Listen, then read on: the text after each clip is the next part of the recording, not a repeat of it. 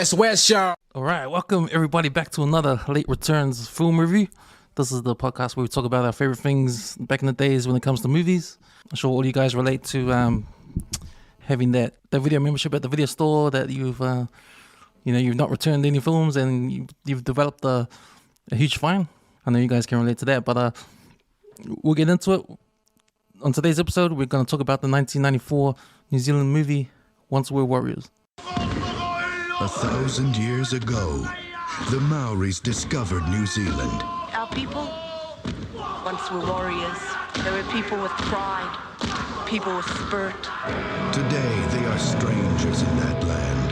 Yeltsin, do you think we'll ever get out of here too? Dunno. Frightened. You like your pretty boy face. Angry. Lost. Been keeping bad company. Was that before or after you picked him up? Once were warriors. The story of one woman's fight for freedom. You're a hard lady, Bessie. You're a hard man, Jakey. Aren't they beautiful when they're like that? Just drunk, that's all. People say their true feelings when they're drunk. I got a temper on me, but who hasn't? One family's fight for survival. That's your problem. He's born alone. You care about any of us. Tell Jakey you love him. This trouble, Jake. I do. In the spirit of the past, You think your fist is your weapon?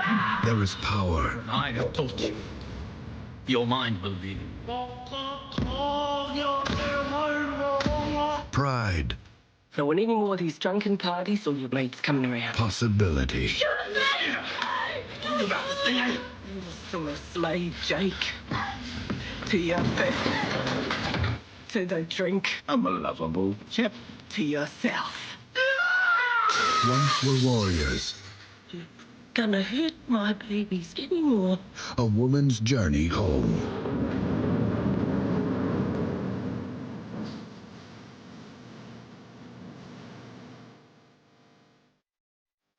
All right, Once Were Warriors. I'm here with the boys, Let's, Suli and DJ. What's up, brothers? Hey, Zab. I didn't even return this one too. We don't return DVDs. We don't return films where we from, man. Queensland, close the series. Man. What more can I say? Let's unravel this memory, man. Cause Nice. Lander. Well, we're not going to talk about that. We're going to talk about the 1994 movie Once Were Warriors. A very controversial movie when it came out at the time, but a real powerful movie as well. You know, the first thing we're going to talk about is the movie itself. So do you guys remember the first time you saw this movie or the first time this movie came out? yeah, man, I must have been like 10 or 11. It would have come out on the movies by then. And I just remember my brother and his missus, after they watched it, because we used to always head out to Manerua. Yeah, for some reason, just before we hit the Rainbow's End turn, they were having a look, trying to find that tree. And I was like, oh, what are you looking at? They goes, oh no, it's the tree that's in the movie. And like I never got it, and it wasn't until I watched it on film. And I was like, fuck yeah, where's that tree? And I was trying to imagine where Biff's standing looking across to the kids there. Just before the NZ sign comes up. But fuck yeah, no, the film's good, man. Because I remember at the same time, what time Mr. Wolf was on the chart. And like usually, like when you're watching American films, it was like a song related to the movie. But then yeah, man, I didn't realize that the film had so many bangers on it. Everyone's got a party trick here playing the kikala. Yeah, that's where it was for me, man. Just from memory. Yeah. It was just that and the yeah, man. It's probably the first movie I ever heard that sound, And I think after that movie, after hearing that sound in the beginning, that noise has been synonymous with this film ever since, for me anyway. But I remember back in the days when this film came out, like I didn't get to watch it at the movies, but I remember the hype about it. I remember it was like a real controversial film, real powerful film. These were the words that were always you hear on the news. And then you meet Rena Owen. She came, did interviews, and they showed certain parts of the movie in the previews. But Tim, that guy, he's a New Zealand actor. You know, he was on Shaun Street. And DJ, you had a photo from just last week, eh? Yeah, about 2 weeks ago, actually. Yeah. For me, anyway, back in the days, he was the star of the film because he was the guy that I knew. Yeah. You know, from his past work and that. Yeah. How about you, DJ? Do you remember the first time you saw this film or the time it came out? To be honest, in '94 I wasn't even born yet. Oh, yeah. Yeah, to be honest, it wasn't until like maybe the next 2 years I'll be born. Yeah. So when I was young, I watched like snippets of it, but because my parents were like, no, don't watch it because they already knew, and I didn't watch. I only watched like parts of when Jake, fussied Uncle Bully. That was the only part I remember seeing. It wasn't until I was like around 18, 19, then I watched the full movie. And I think that's where my passion for acting came in. Oh, yeah? Because of that movie. That's what motivated me to get into acting was that Once Were Warriors movie. Because I watched the whole thing and then I was like, yo, this is what I want to do after rugby. And then once I did that, and then I met this guy and he was my tutor, he was my teacher, and that's where it all started for me. Yeah. The Once Were Warriors. You watching other movies, Cam? No, I don't. Yeah, I was gonna say. No, but I remember coming out in the movies. Right. I don't know if I was old enough to Go, yeah. to go see it. Yeah. But I think that was before. It was only Manukau had the Village 8 at the time. That's New right. Zealand wasn't built. No. I think New Zealand was built like 95, 96. Yeah. But yeah, imagine if they'd played it out there, man. Eesh. Yeah. Because I didn't even know it was a book first. I didn't know that back then. Because apparently the book was real controversial. Yeah. But around the time this movie came out, Suli, like where were you in earliest time that you remember when this movie came out? I was the same as this fellow. Not so much as DJ, but I saw the movie in '98. Yeah, it was '98 in our lounge, but I only saw snippets of it. So like saw the beginning and then got told close my eyes and then watch again and then you know your typical close your eyes, watch, and then when it gets a bit too much, it's like get out and they come back and they get out. Relatable. I remember, '98. I only saw snippets of it, and then not till later on I seen the whole thing. Yeah, the whole thing play out. Yeah, that's interesting because I don't think my parents would want to watch that film. I don't think they did. Weren't interested in that kind of thing. Yeah. I think back in those days, my parents, they were into like action movies and that. So this was more to a tune of something that probably too serious. Yeah. Too serious. But at the same time, for me, I think being serious and being close to home too was something that I was interested to see what all the fuss was about. Because I heard all the hype. There was a lot of hype. And it was interesting to read about this film. This movie, Once Were Warriors, later on, was considered New Zealand's #1 movie over The Whale Rider, over Boy, over everything. Like New Zealand's even over Goodbye Pork Pie, which back then was an iconic film for New Zealand. Yeah. Once Were Warriors is the #1 New Zealand movie of all time. Hands down, man. Yeah. And I agree with that. Yeah, man. Yeah. I don't think anything has surpassed it yet. It's still in that category of its own. Like when you think about New Zealand movies, Once Were Warriors, Shauna's Wedding, like they all have their own like box. Yeah. Because if we talk about the cultural impact of this film, like exactly that, it is New Zealand's #1 movie of all time. But then remember, when I was doing some of my research, and it was cool to see a video on TikTok and on social media of Viola Davis. She had an interview in the red carpet, and she was asked in the interview what are her favorite films. Yeah. And she listed 4 films, and the last one was Once Were Warriors. And then the interviewer goes, "Oh, what's that? Is that from Brazil?" Nah, it's from New Zealand. It's an independent movie. It's a foreign movie from New Zealand. For her to say that, it was like a shock for me anyway. Like, you forget the power this movie brought to a lot of people, eh? Yeah. Even around the world. Not just New Zealand, but everyone around the world, eh? That's the same as like Jason Momoa. I remember watching something about him, and he was just like stoked that he had like Tim on as his dad in Aquaman. And he was just like, this is like my career highlight to get to act next to Tim. And I was like, jeez, this is a guy that, like you think Jason Momoa, massive mega superstar, and his like biggest thing is acting with Temuera Morrison, but to us, when we look at him, we're like, shh, uncle. You know what I mean? Like, because we're used to him. So we just look at him like, yeah, that's Tim. But for other people to look at him and that, to hold him up in that, you know, it's like, whoa, shakes. And that's directly from that movie. It's directly from his performance in Once We Were Warriors, you know? Sure. And I just forget how much this movie influenced a lot of people around the world, you know, in terms of like, you know, it's not just Hollywood. It's not just America that make good film, you know, it's foreign film too, you know? And it's good to see New Zealand up there. Because I think Hollywood lately has been movies that come out from Asia. I think that was the one with the family, the Asian one that came out, that won the Academy Award, Parasite. Oh, yes. Yeah, but I think before that, like, you know, there's only been a handful of foreign movies that have impacted Hollywood, eh? And maybe Once the Warriors was the first big one. I'm not sure, but from this side of the from this side of the globe, eh? Yeah, because I know Australia gave them Mad Max. Yeah, Mad Max, but this one. I thought you were gonna say Crocodile Dundee. Hey man. When it comes to pure entertainment, Crocodile Dundee. I think Crocodile Dundee was there off the back of the Mad Max films. But, you know, I think, in terms of the cultural impact, you know, Once the Warriors, but also the seriousness of Once the Warriors, like shining light on that sort of aspect in like society. This film talks about a Māori family that lives in South Auckland. They're poor, they live in a state house, and just their lifestyle, which I think a lot of people at the time didn't want this movie to be shown because it was negative. Yeah.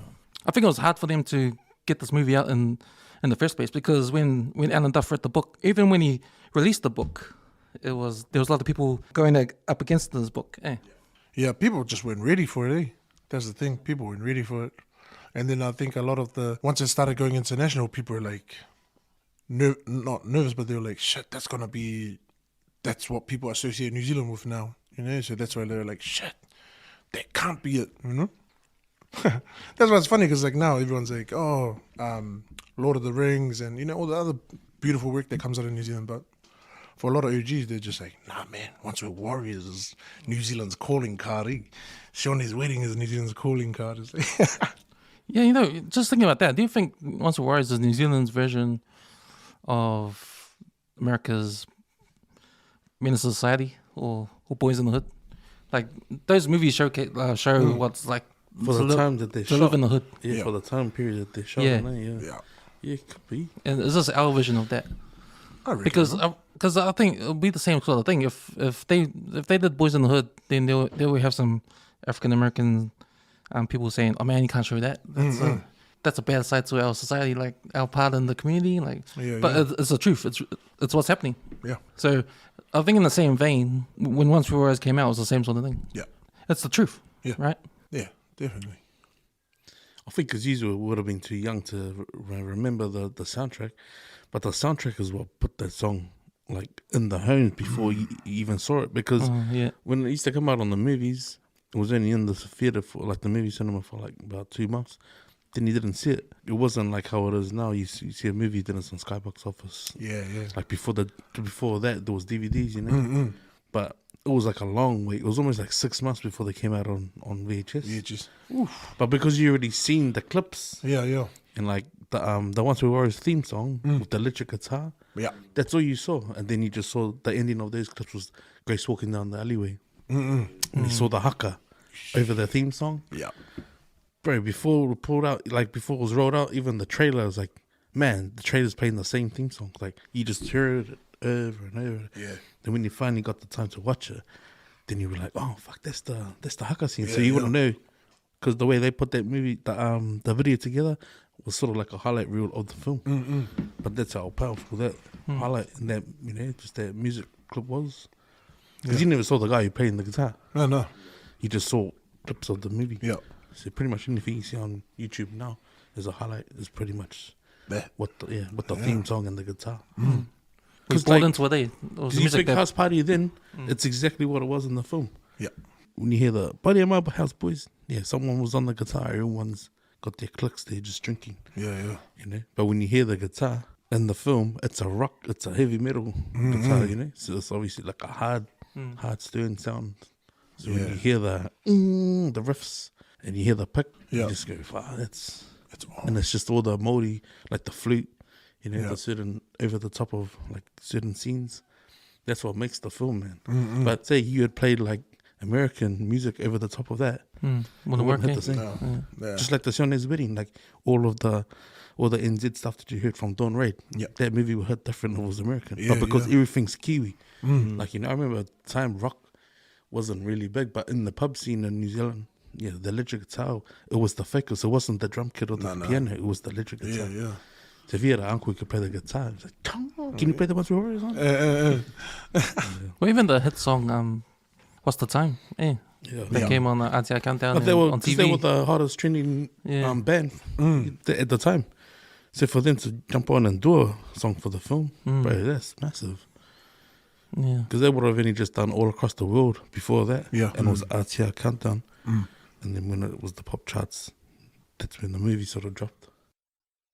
Bro, I remember also like around 98, 99, Channel 3 used to have this like advert, and it was like Play-Doh. You know, it was like moving Play-Doh. And they used to have that sound in the background there, you know, and I was like, oh shit. Like, you know, and it was playing like at different times of the day. It was like, and I was like going, man, it looks like New Zealand's embracing the, like, what's happening, you know? I was like, oh. Oh, maybe they accepted, you know? Maybe there was a part of acceptance as well. Because there was a lot of misinterpretation of this film when it came out. Because it depicted Māori, and if they were thinking there was everybody, that's what they thought, when you saw this film. Because I remember, like I said, when I watched it was a Sunday, went to school on Monday, and then, you know how you do those little, what you do in the weekend kind of things, and I told my teacher, oh man, I watched this movie last night. Once it was, man, she just flipped. She was like, yeah, she told me sit down. There's the most disgusting, very straight up. Oh, what? She was like, that's the most disgusting movie ever made. I don't want to hear that. And I was like, whoa. But mind you, this is like a Palangi teacher from Waiheke, you know. But I remember this clearly, man. She was like, she made me feel real bad about watching it. And she was like, and that's when I first heard the word disgusting. I was like, she's like, bro, the disgust in her voice. I was like, oh man, she like 100 hated it. She hated it.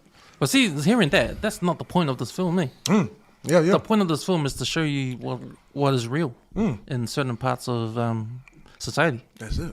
It's not Alan Duff's, the writer of the book, to say this is how it is for everybody. No, it's not. Yeah. Because I remember parts in the movie where Jake, he actually says he calls out his own people. He doesn't like them. Yeah. He says parts of the movie is, oh, I hate the people down at the Marae. You know? You saying, you know where I come from, children? Yeah. That party. Yeah, when he says that. Long line of sleeves. So if you're thinking this is all Māori, if you listen to what Jake's saying, he hates them.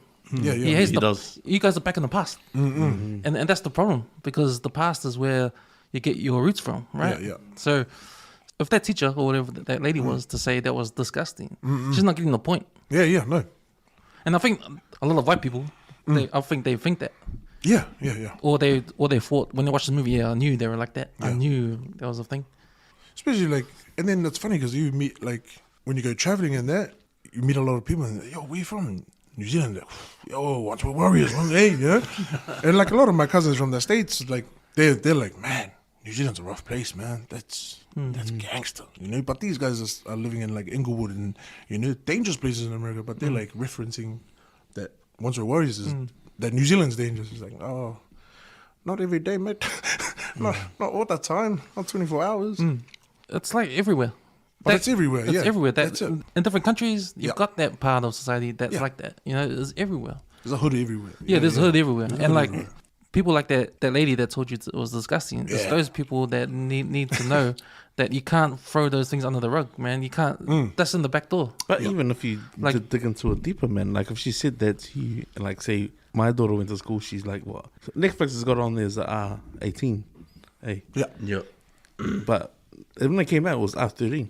Whoa. It was R13. Oh, hey. Yeah, it was R13. I remember watching it, I'm like, 2 more years, you know. I cannot wait. And then when I finally watched it, I watched it when I was 11. But in my head, I was like, bro, that's mean. That's fucking mean the way they put that film together with the music. So if one of my kids came home and said that and it was R13 at the time, I would have said, well, you should tell your teacher it was her people that stole this land and brought that shit, that white people with them onto this whenua. Yeah. I actually tell her, what about that? Tell her to have a comeback for that. Because that's what it was. Yeah. You know, Jake's obviously become a hardworking man. Just wants to have a beer. Why couldn't he just come down and sit down and have food with the kids, you know? Yeah. You know, that's crazy. That was R13. Makes you wonder what was R18 back then. Hey. Well, I think the Boys in the Hood was 16. Something R18 would have been like the horror films. The horror films like Freddy Krueger. Right. All those ones. All the horror. Yeah, those like all the blood scenes, knives, like the murder scenes. Okay, thoughts on the storyline. So I got, this movie comes from a book by Alan Duff, title of the same name. There's a lot of things here that he talks about in his book, even his latest book. So he's got a chapter on social welfare, and he talks about how Māori shouldn't rely on social welfare. As you can see in this film, you have Jake, he loses his job at the beginning, and his reaction to losing his job is okay. Going on the dole was $17 less than my pay, you know. It's like I felt, bro. Honestly, after watching it, I had it on DVD like when I was 23, and I watched it. I haven't watched it since. And when I watched this the other day, I was like upset for me. Like everything I thought I felt when I watched it when I was younger changed. Like when I watched it, I was like, "That's it, poor dude." Like he's the breadwinner, right? Bro, when he says it, it's not like the fucking end of the world. Like in my head, it's like, bro, hard out. Yeah, but she's like, gee, you got a fucking family deal. Like, calm the fuck down. And I was like, mad for her, mate. But anyway, there's all the rest of the shit to come. But in my head, I was like, you know, that's the pressure of a man at the time. Yeah. You know, you're the breadwinner, you gotta go work. Work something you don't even fucking do. You gotta fucking wake up. How many brown people were in businesses back then, you know? Yeah. So for him to come in, what was any $17 less than the fucking doll, mate? I work neat this week, you know? Yeah. So, but it's also the lifestyle, eh? So so he drinks all the time, you know. Drink hard, work hard, eh? And they had those parties at home. And then they hang out with the kids, I guess. Yeah. But it also gives that almost like a false sense of that's what happens. Oh, it's only $17 less than my pay. Fuck, can't wait for payday. Fucking, on the piss. He got paid. Let's go drink, you know? Yeah. That's obviously that circle of friends. Yeah. Get to the pub. Oh, you didn't have a job. So if he wasn't at work, he's at the pub betting, you know? Drinking, yeah. He's just betting the horses. Which is a real thing back, you know, from back then. It's like if you didn't get to work and you went drinking, you were at the TAB. Yeah, the other thing that sticks out in the storyline is the domestic violence. I think at the time, that was why this movie was so shocking at the time. You know, but it shone a light on what goes on in domestic violence. You know, that maybe a lot of people in New Zealand weren't ready to see. But then at the same time, like we mentioned before, you can't hide the fact that what's going on. It was a true thing. Yeah. Because I watched it with like different people, man, and I remember watching it with one of my cousins. He was laughing, man. He thought those scenes were fucking crack up, but he grew up seeing that shit. That's what he thought was funny. Yeah. And then I watched it with another guy, one of my close boys, and he was upset. He was triggered. Yeah. Triggered, like fucking, what do you think? Fucking cunt, you know? So obviously it hits different with different folk. But I just saw the beauty in, like, after hearing the soundtracks and watching the scenes and then watching, fuck, man, I wonder what happens in between that. Watching the video clips to finally watch it. I'm like, that's fucking cool, man. Like the way that, but then those certain scenes, fuck, you know, you can imagine doing it as a job. Fuck, how much emotion you would have had to fucking amp up, you know, into yourself to try and put yourself in those situations, right through the film too. Yeah, but some of those scenes, bro, like, I can't wait to get into the iconic scenes, bro, because my bag's full. You're right, man. That storyline is dope, man. Like, it has like the facets of everything in it. Yeah. Like you said, like it does. If you watch it with different people, it just hits home with different people. But also the characters as well. It all drives around that same thing, but you're just watching it through different lenses. Yeah, because a lot of people you talk to, like, you know, when you hear it, like as a parent, you go, "Oh, what's your identity?" Yeah. These kids with trying to find their identity, and you got a father figure like Jake Damas. It's like, oh fuck, are you gonna be the next Jake Damas? Because that's how they refer to him, mate. That's the way they refer to Nick. Nick Heke is the son of Jake Damas. Yeah, He's yeah. got to walk around. It's like, you know, if you got an older brother and you walk around, like, oh, fuck yeah, you're Suli's brother. Yeah. Nah, me, you know? Yeah, that's so it. that's the same thing that the film shows. It's like Nick's he's got this big shadow behind him, but he's never going to be the, you know, just like what they do with Lion King. Yeah. You got Mufasa and you got Simba, bro. There's two different sort of like shadows. That's to it. cast, you know? Because I think when you talk about the family dynamics of the film, like I think this is what Alan Duff always talks about. What goes wrong in that environment, that sort of family. It's the reason why Nick goes to a gang, because he can't get that same love and support from his own family. From home, yeah. From home. So Nick joins the gang. He resents his dad. Yeah. And, you know, the kids are too young, especially the young kids are too young to understand. Yeah. You know, and then you got the other brother, Boogie, who's almost on the cusp of going into crime, going that way.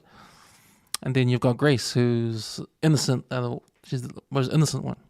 You know, she's still reading stories. She's connected to her people in a way where you don't know why, but she's just that kind of person. Hey, like real loving and that. Yeah. And they're acting superb, man. It's so real. You know, imagine if they'd have released this movie now, doing it the exact same way they had done it then. It'd be number one. It's top notch. Yeah. That's right. Like you think about that, like Jake's character, you're like, man, like that's like, you got a guy there, and he looks like he calls his son a bit of a, what does he call him? Calls him a pussy, when he rocks up with his patch in there. It's like, what a pussy. But you think about it as like, man, so if he looks at that as like those are bottom feeders, then you look at what he's doing as a person and you're like, man, so just the moral compass of the man there. So he looks at gangsters as like, and you know, big fighting in big packs is that loser mentality. But what he's doing, standing by himself. Yeah. But at the same time, he's smashing up his own, like the ones that he loves. It's like, wow, what a weird way of thinking. But at the same time, you're like, man. And it shows that sort of, like when they introduce each character to it, like when he's walking in the market and then there's obviously the street kids shoulder him, and he's got the muscles coming up his muscle. It's like, yeah, fuck it, what, you gonna, you know? Yeah. Because you imagine that's still relevant today, man. Someone bumps into you, you're good, You're good, you know? But this guy had the muscle in his hand and he had the pack and he's like, yeah, well, fuck, you gonna do it? Yeah, Give me something? yeah. Fucking go, fuck off, carry on walking, eh? Eat that muscle. Well, he's got a lot of anger in him, a lot of anger. And you kind of want to find out where this anger comes from. And you get a little peek of it when they go on their road trip and they're sitting down. He's sitting on a tree and he's saying, oh, your mother was the beautifulest thing. This black can came, stole her. I guess I hate those people. You know, I hate, like, you know, he doesn't like his own people. Yeah. And he's just he's got a lot of anger in him, you know, and anger, hate. Yeah, anger, hate. He'll just take what he's given, you know. Like he lost his job and he's like, "Fuck that! I'll get my money from I'm gonna get some free money, you know. Fuck that, you know." Yeah, and then also like the little glimpses that you see of him like being really good. I remember that one of the scenes, and he's like, you know, Biff's saying, you know, we gotta go look after Boogie, we gotta go see Boogie, and he's like, fuck, man, that's your problem. You know, you're not spoon feeding these fucking kids, man. And then you start realizing, oh shit, maybe you know, maybe tough love is actually needed. But then you're like, oh shit, how tough? Even like when Grace goes, oh, I think I want to drink of water, and she goes, where's mum? And he goes, in bed where you should be. His face is like, how you go from that monster to in bed where you should be? You know? It's like, man, really turns it on, you know. Man, just that character, oof, man. Yeah, bro. He's that character that reminds you of one of those uncles, where you have so much drinks in the weekends, and even like not even the weekends, but like after work. That's the type of person you realize, oh, I must be a hardworking man, but at the end of the day, he's lost his job. So you wondered why, how the hell does he afford all these crates of, you know, the Lion Red beers? Because, you know, it was shown in the movie. And you just think, oh, no, because he bets on these horses, is probably why he wins. And then I think in one of the scenes when he's in front of the bar, and he goes, oh, that guy that looks like Stan Lee, he goes, oh, you've been on the GG's muss, and just look at the bloody state of you, and he's first the cash, and you know, and then and that's when he turns and sees his son Nick, and he goes, Good evening, ladies. I've just had a bit of a windfall, and since you're looking so bloody beautiful, I thought I might buy you gals a drink. Especially the one standing here in his fucking party dress. Barman, 6 milkshakes, eh? Easy on the ice cream. Oh, forget it, lady. You looked better before you turned around.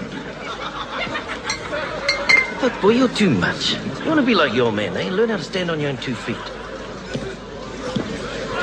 Fuck. Is that your old man?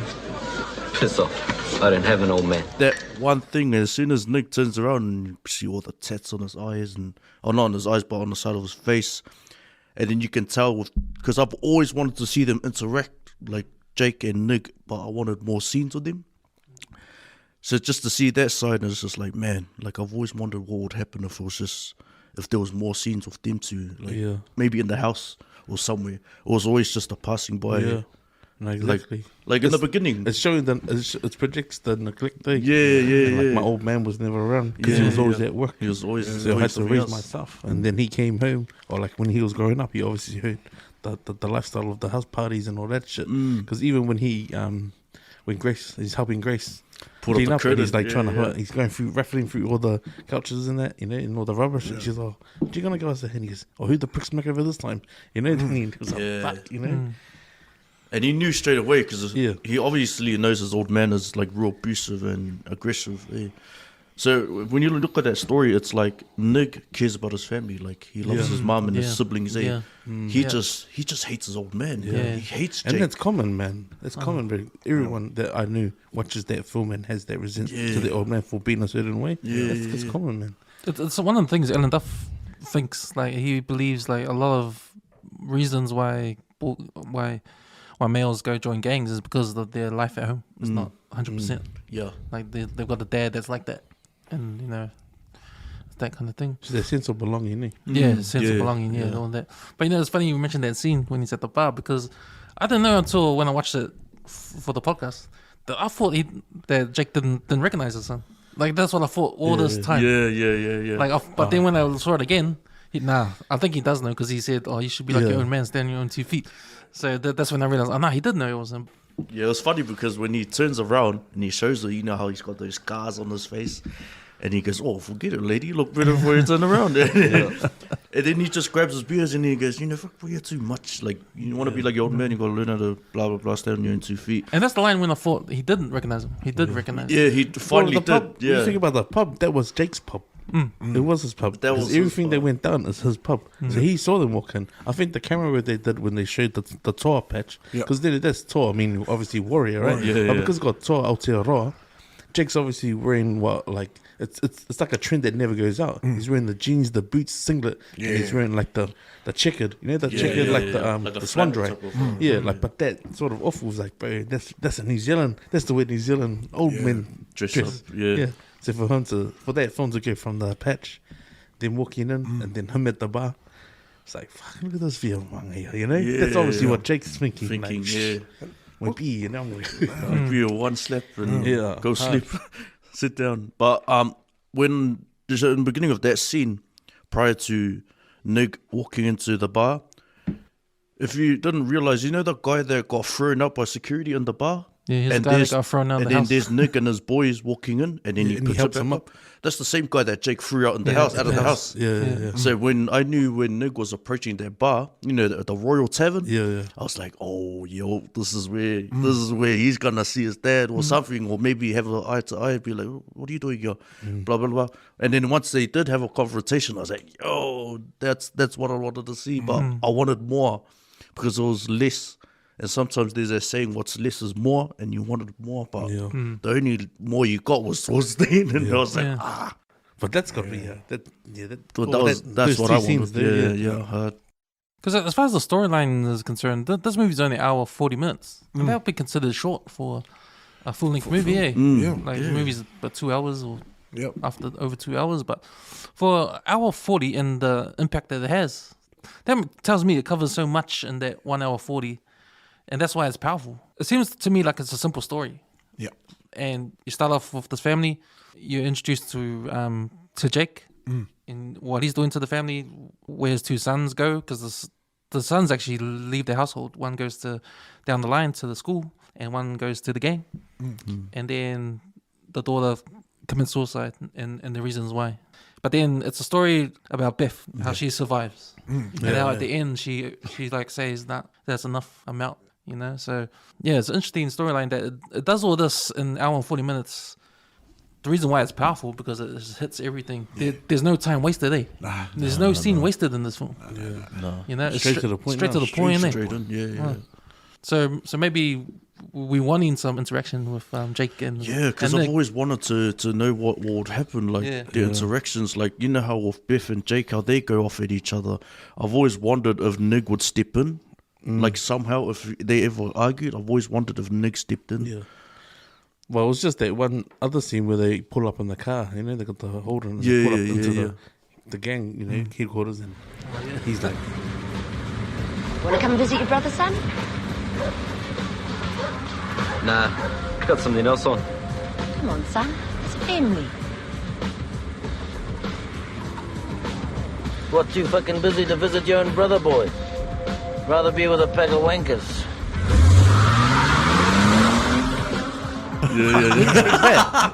he's always like, fuck. Oh, but that remember But he these, said Litty. it's all of them could, all of them together.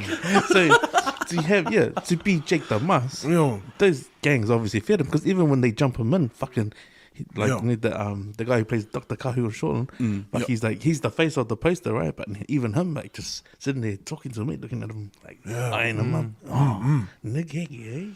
But I love how the community knows who Jake is, eh? Like they give hints or maybe like, oh, is your dad Jake the Muss? Or when Nick's in the car with the crew, and they go in to get his patch, and they're like, oh, you're Jake the Muss, son, eh? Because that I'll be honest, man, that shit was real, man. Because it was like my cousins too. Like my uncle was like they only took along out in South Auckland and Manarewa for years. Yeah, and like his boys grew up playing league in Manarewa. It was like if you were the younger brother of Rob, fucking they knew who your dad was because you're junior of the old man. Then he had another brother who was older than him. No, he's got two older brothers. Fuck, that's right, he's got two older brothers. So these kids, you know, no one will talk shit to them. It was like, fuck, because you know who's gonna show up. That's the rep. It's not the brother. Fucking if the old man comes down, fuck, it's game over.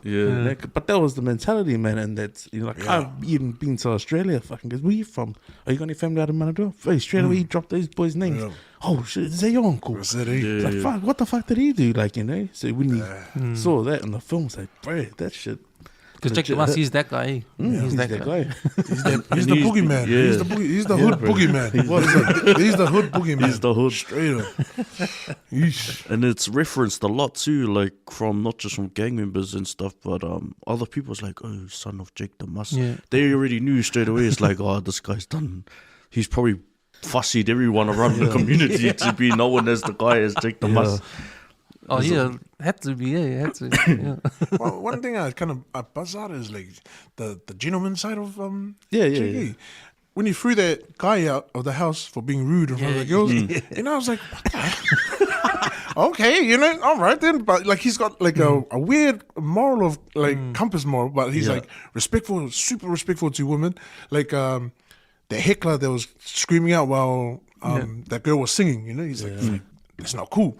So it's like he respects women. Yeah.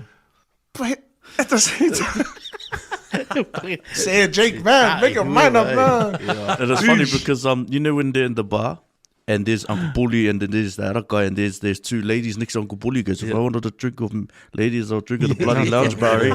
And then they're in, sorry ladies, and then they walk off. I kind of feel like, so if you can say that to these poor ladies, but then go help out the girl that was singing, like, you know, how the hell? And then he goes and beats up his wife at home. It's like, oh, wow. Nah, he looks to me like a guy that has these moods. Because remember, he sort of apologized to Beth after he beat her up. He said, see, you shouldn't be near me when I'm drunk. Get out of my way. Leave me alone.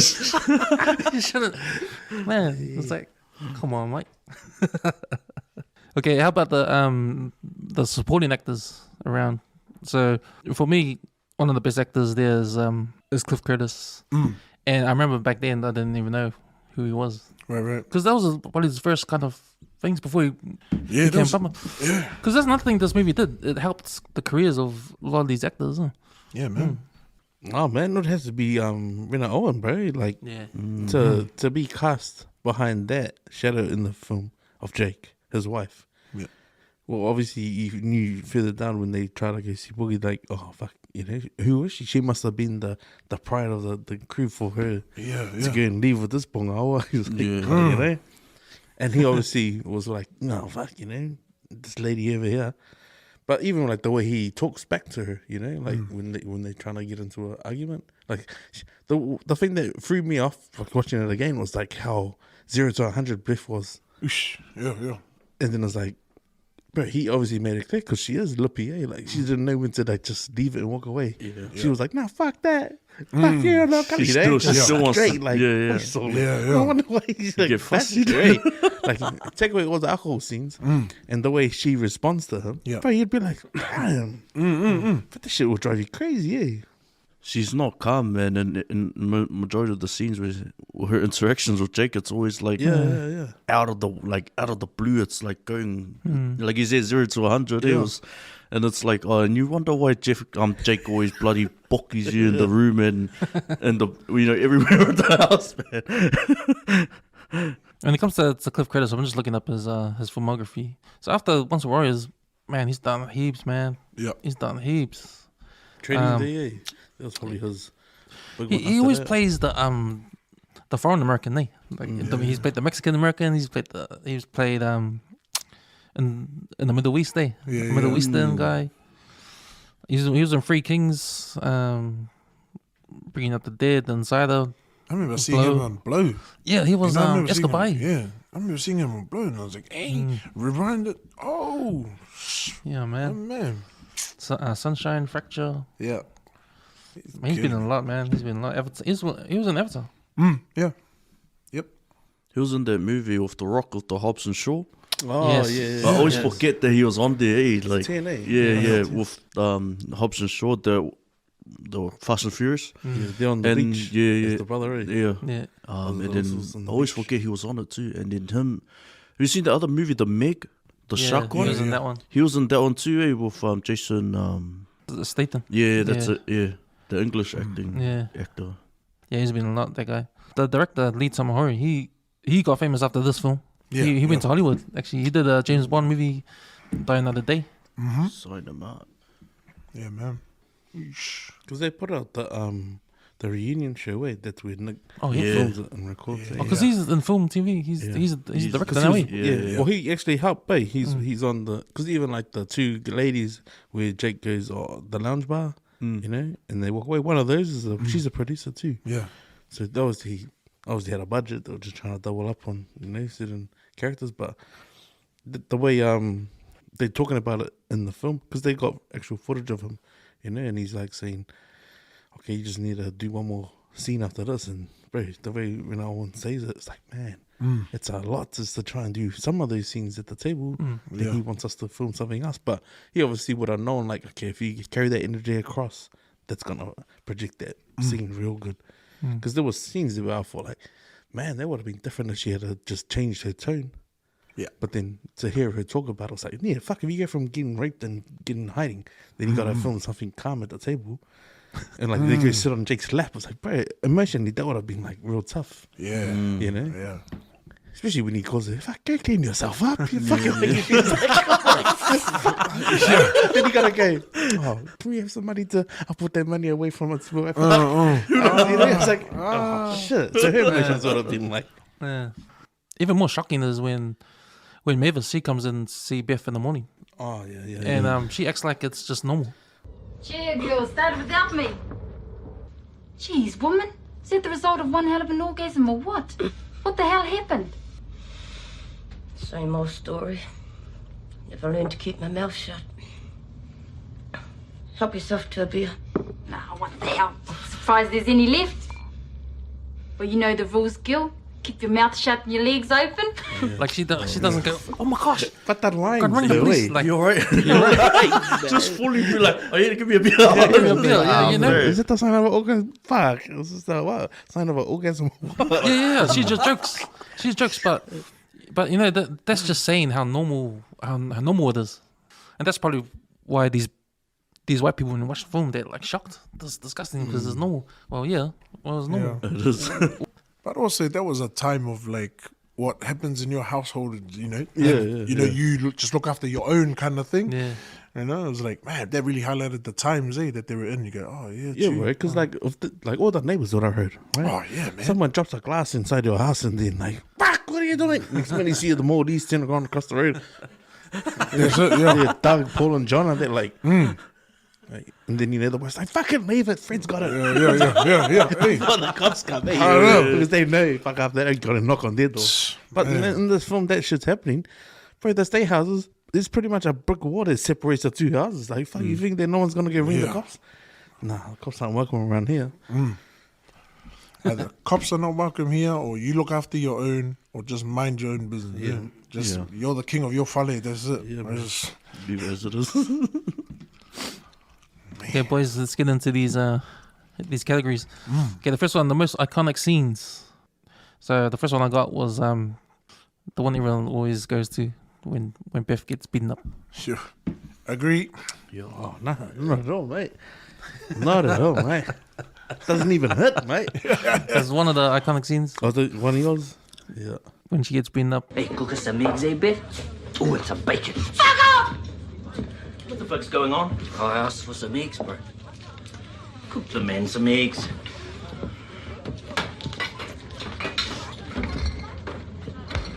You want eggs? We'll have the bloody lot of them!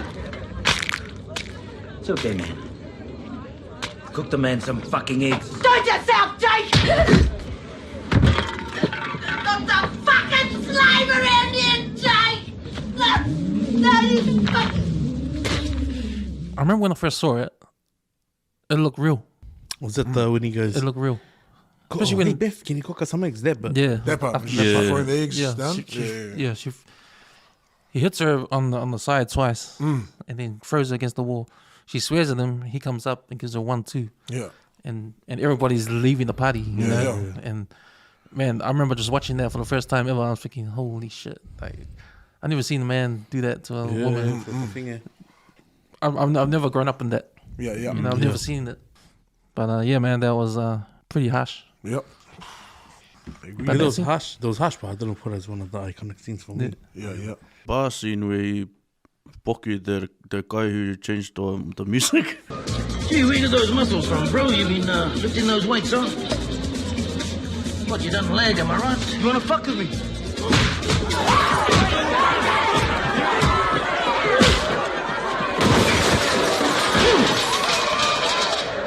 You should learn to pay your respects. In case you wanna know, it's Jake. Jake the Muss. That was right. Too much weight's not enough speed work. Useless work. That was one of my ones, eh? And you know how he in the beginning that muscular guy, he beats up all those other guys, and then Jake's just looking at him like, he's just looking at him, just eyeing him out, and then he just goes, "Oh, do you want to fuck with me?" And then, and then knocked all those other guys down, and then I knew, I was like, oh, I think they're gonna have a rumble later on or something. And then not long after that, they actually did it when Jake actually put him to the floor and lallowed him on the ground. See you later. And he just fully used all his arm, pound and pound. Yeah. So that was the first time we actually see Jake fight, because we didn't. The Biff one happened after that, So that was the first time we seen him. But you know what I laughed about that scene? Because what was that music that guy was wanting to hear? Did you hear the music that he was playing? What the hell was that? Sounded like something from Street Fighter. Yeah. I'm sure that was him. Finish him. And that was his finishing. Getting flopped. But Jake's the man in that scene, bro. Yeah. Hey. Do you think because they didn't get the rights to any music, they had to make up their own music, and they just came up with that trumpet and it's like a game? No way, because Alex the Kid was pretty much Alex the Kid vibes, man. Fucking crack up too.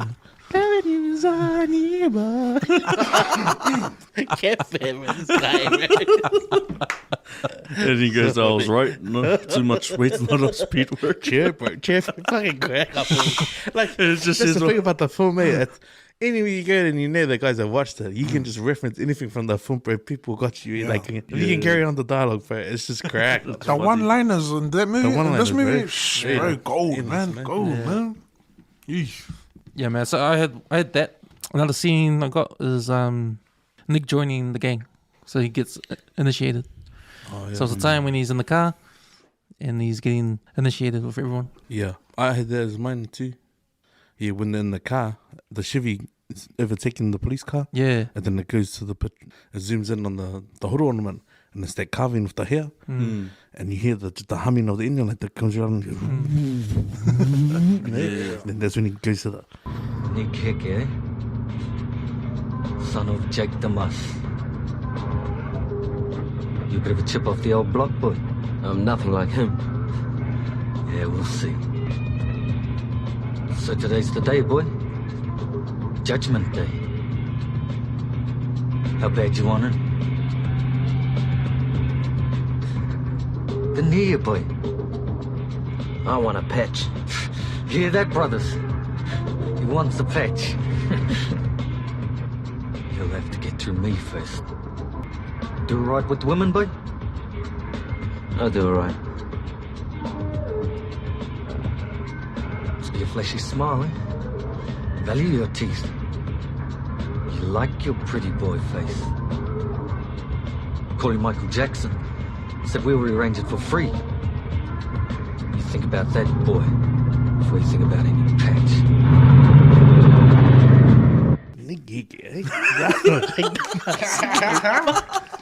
But in my head, I was like, fuck. Like, because you hear that, it's like, that obviously he wants to patch up the Tory, and he's like, what do you want? But for them to do that dialogue back and forth, but it's like, you almost feel like, I hope they didn't fucking move her. Because they're their own entity sort of thing, you know? But then when shit got real when they pulled into the train yard, eh? Yeah. When you see all those guys, oh shit. Like, all those guys standing there. Fuck. Yeah, reverse, man. But yeah, that scene's cool, eh? Especially the beginning of that scene when the car overtakes the cop car. Yeah. Because that's sort of like saying, the cops don't matter in this world. Yeah. That just sets the tone, eh, for the whole movie. Even how, like, the leader of the tour's, like, talking shit, like, talking down on him, like, you know, trying to get him to be 50 and that. Do you value your teeth? You like your pretty boy face. Hey, we'll call you Michael Jackson. Say we'll do your face for free. Can you think about any patch boy? And then they just pull in. Fuck. Bro, anyone who would never see shit like that. Like, if you've never seen more than 10 patches in one place, you would be like, what the fuck? Yeah. Even if you were just sitting in the boot and he had a little peephole and he pulled in and he saw that all those guys in the rock wheelers standing there, fuck, you'd be like, yes, please. Yeah. Yes, so we put with us, man. Be with us, please. But that's massive, bro. That scene for me was one huge one thing. The overtaking and then being jumped in. So that scene, the other scene I got was the family road trip. So it's what's the time? Mr. Wolf in the car. And and Beth's explaining to the kids, her family. How they got married, and then Jake comes with his 5 cents. Your father and I were going to get hitched there. Except we didn't. I wasn't bloody good enough. Not for their Royal Highness. Tell them everything, why don't you? Your mother was beautiful. Pride of the fucking tribe. And this old black ass comes along and steals her away. And you know where I come from, kids? A long line of slaves. Fucking slaves. And the other scene I got, iconic scene, is they find Grace. She's hanging on the tree. Someone help me get in there! Please! Please! Come on. It's all right, baby. Mommy's home. Mommy's home. Come on, Grace. Walk. Come on. We've got to do something. Jake!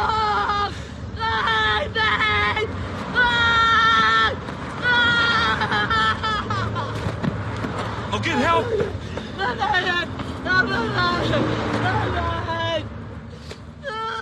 When you see Rena Owen, like, grab her and she's crying, that is heartfelt shit, man. That she's screaming, trying to help her up, and she can't. She falls down. She's still screaming. Man, there's certain scenes in movies when that happens, like when there's a death like that. Because one movie that stands out for me is Sean Penn in that Mystic River. Yo, when he finds his daughter, Yeah. and all the cops are trying to hold him back. Yeah. And he said, "I want to see my daughter." Yeah, Like, he's yeah. screaming, and all the cops are holding him down, and he's trying to, and then the camera's on the top, and it's coming down in a circle on them. Yeah. That was the time when I thought, man, Sean Penn, he's the greatest actor. He's the man. He's the man. He's the greatest actor. Yeah. But there's scenes like that, and when I saw that scene with Beth screaming for Grace, that's a similar sort of scene. And man, she is badass actor, man. Yeah. That's a good acting scene, man. A powerful scene. Hands down. Yeah, that was a good scene. But it was sad, Like just seeing like her daughter being hung on the tree, and she was the only one that ran. And then you see Jake, he's just standing there with his boys, like motionless. Just like just staring. Like there's like he didn't even come and help, like, or even be with her. To their daughter, because she's like on the ground, and Beth is crying, and then Jake's just standing there on the footsteps. It's just like, But that shows like how people are. In that landscape right there, that image, that shows how people are. And like, okay, I'm not trying to give myself a big head, but 9 times out of 10, when I'm around people like that, I'm the one to move. And like 9 other people are standing there not moving. Someone's collapsed. 9 times out of 10, like a lot of people just like, what the fuck, What to do? Yeah, what to do. Yeah, Fucking, I always been like, bro, what do you fucking grab that? You have to sort of like, but for the friend to go grab the axe, Jake, fuck, then go cut the rope. It's like, you're always gonna have one, but everyone would react the same way. Yes. That's why that's real. It's like real way. You see them when you go watch the kids play rugby. They're playing close to the sideline where the parents are standing, and the kid gets injured, and everyone's just standing there. Yeah, no one goes. No one goes to take care of the kid. Like, that's what it is. Yeah, similar. Yeah. It's like a shock thing, eh? It is just a shock thing. People that are, and people who aren't like that intervene. Like some people, like they obviously see it, and it could be slow motion, but then they just do the Homer Simpson thing, walk into the bushes, tie your shoelace. Yeah. Oh, he's alright. But I was like, fuck, it just happened in front of you. Like, what would you do? But yeah, that scene, bro, it's heavy, eh? Oh, that's a heavy scene, man. Yeah. So those are the scenes I have. Yo. You don't got any more extra ones? The end when Jake beats up Uncle Bully. Oh, Uncle Bully. Read it. Uncle Bully.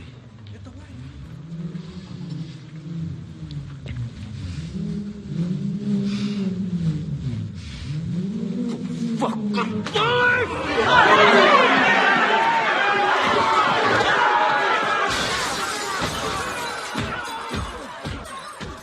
The thing I like about that scene is that it sort of parallels when Jake beats up the other dude in the beginning, and he beats him up bad, but because of what happened with Bully and Grace, like he's gonna go 100 times that other guy in the beginning.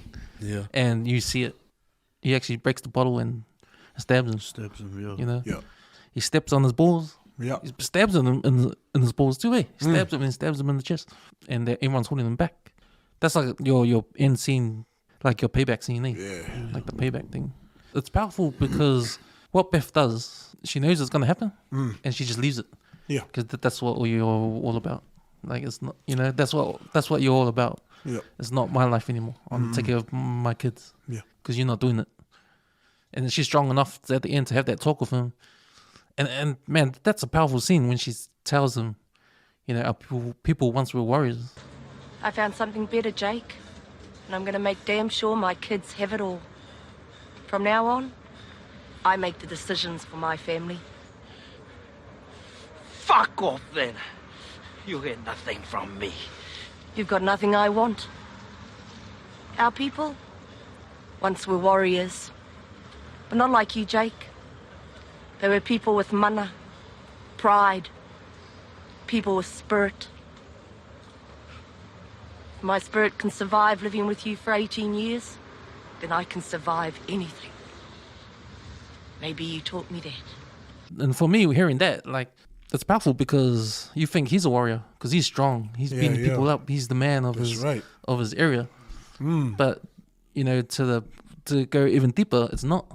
Yeah, You're just. When she says you're a slave to to the alcohol. Yeah. You're a slave to your fists. You're just doing what, you're just a product of what life has done. Like exactly. you're not going to step out and move up. Yeah. You want to stay down. Yeah, You know, you want to stay down. You try and take us with you. And now I'm not going to be about that. I'm going to take my kids and we're going to go. Deep, eh? Just deep. It's deep, man. It's deep.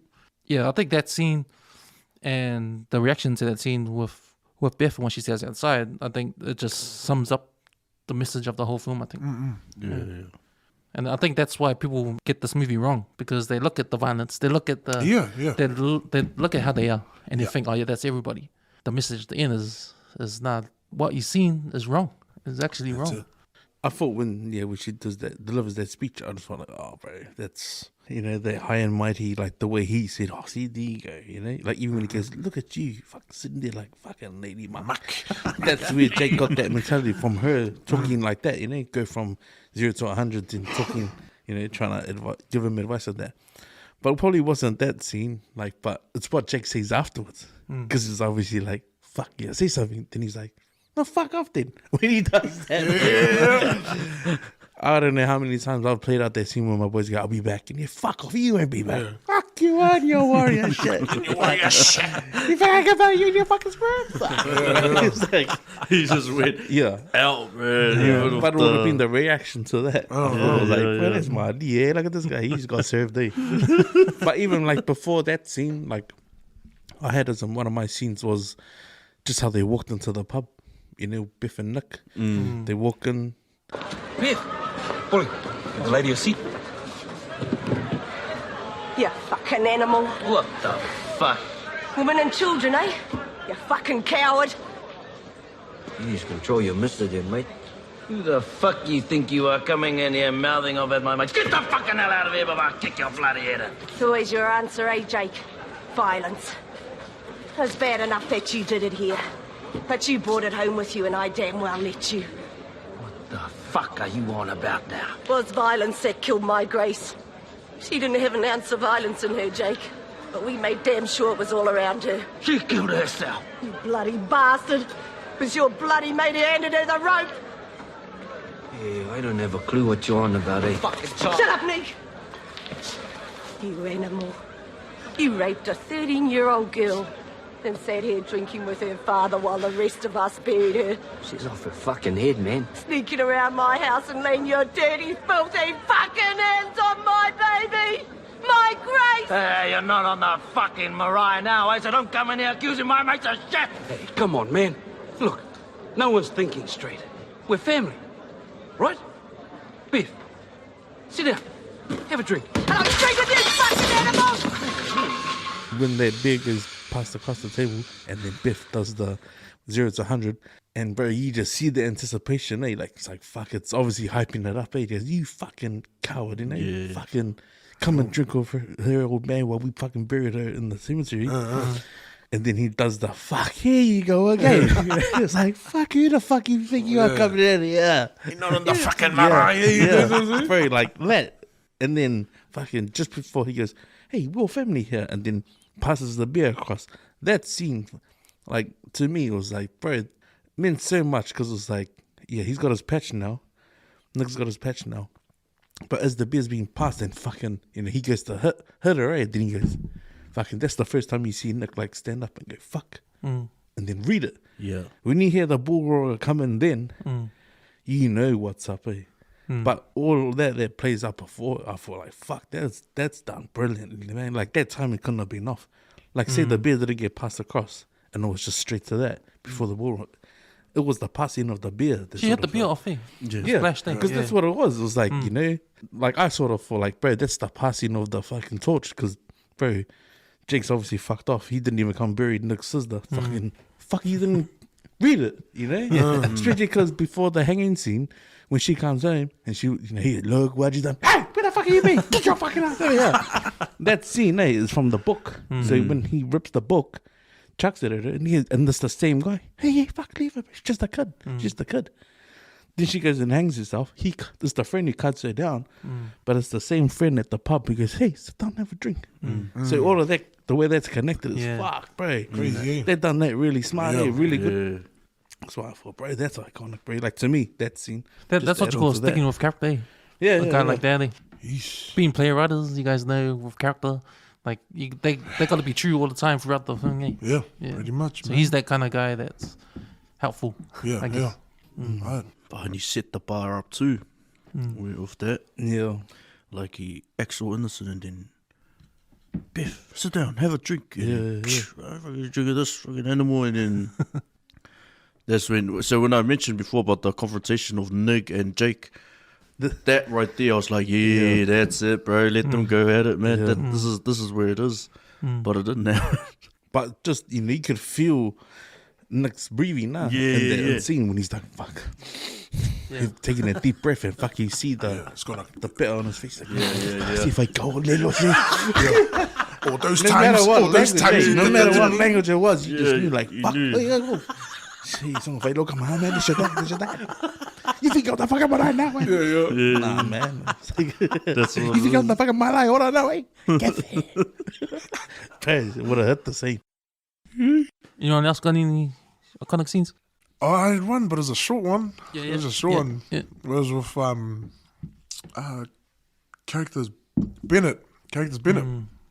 He's the guy, the tutor in the boys' home. Yeah. Yeah, bro. George Henry. John Henry, man. It's my favorite actor. Oh, he's one of the up there actors in theatre. Eh? So, like, yeah, George Henry is, and he stops Bug from wanting to run away. Yeah, I hate this place. I hate that. That's He smashes the glass. And then he goes, oh, it's Hickey. You think you're man enough to hold a tire, huh, boy? I hate this fucking place. You're not supposed to like it. Let me go, you black bastard.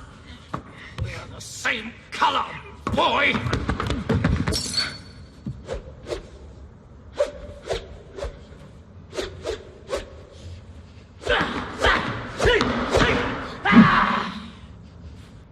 The British used to think the bayonet was the most lethal of all hand-to-hand combat weapons.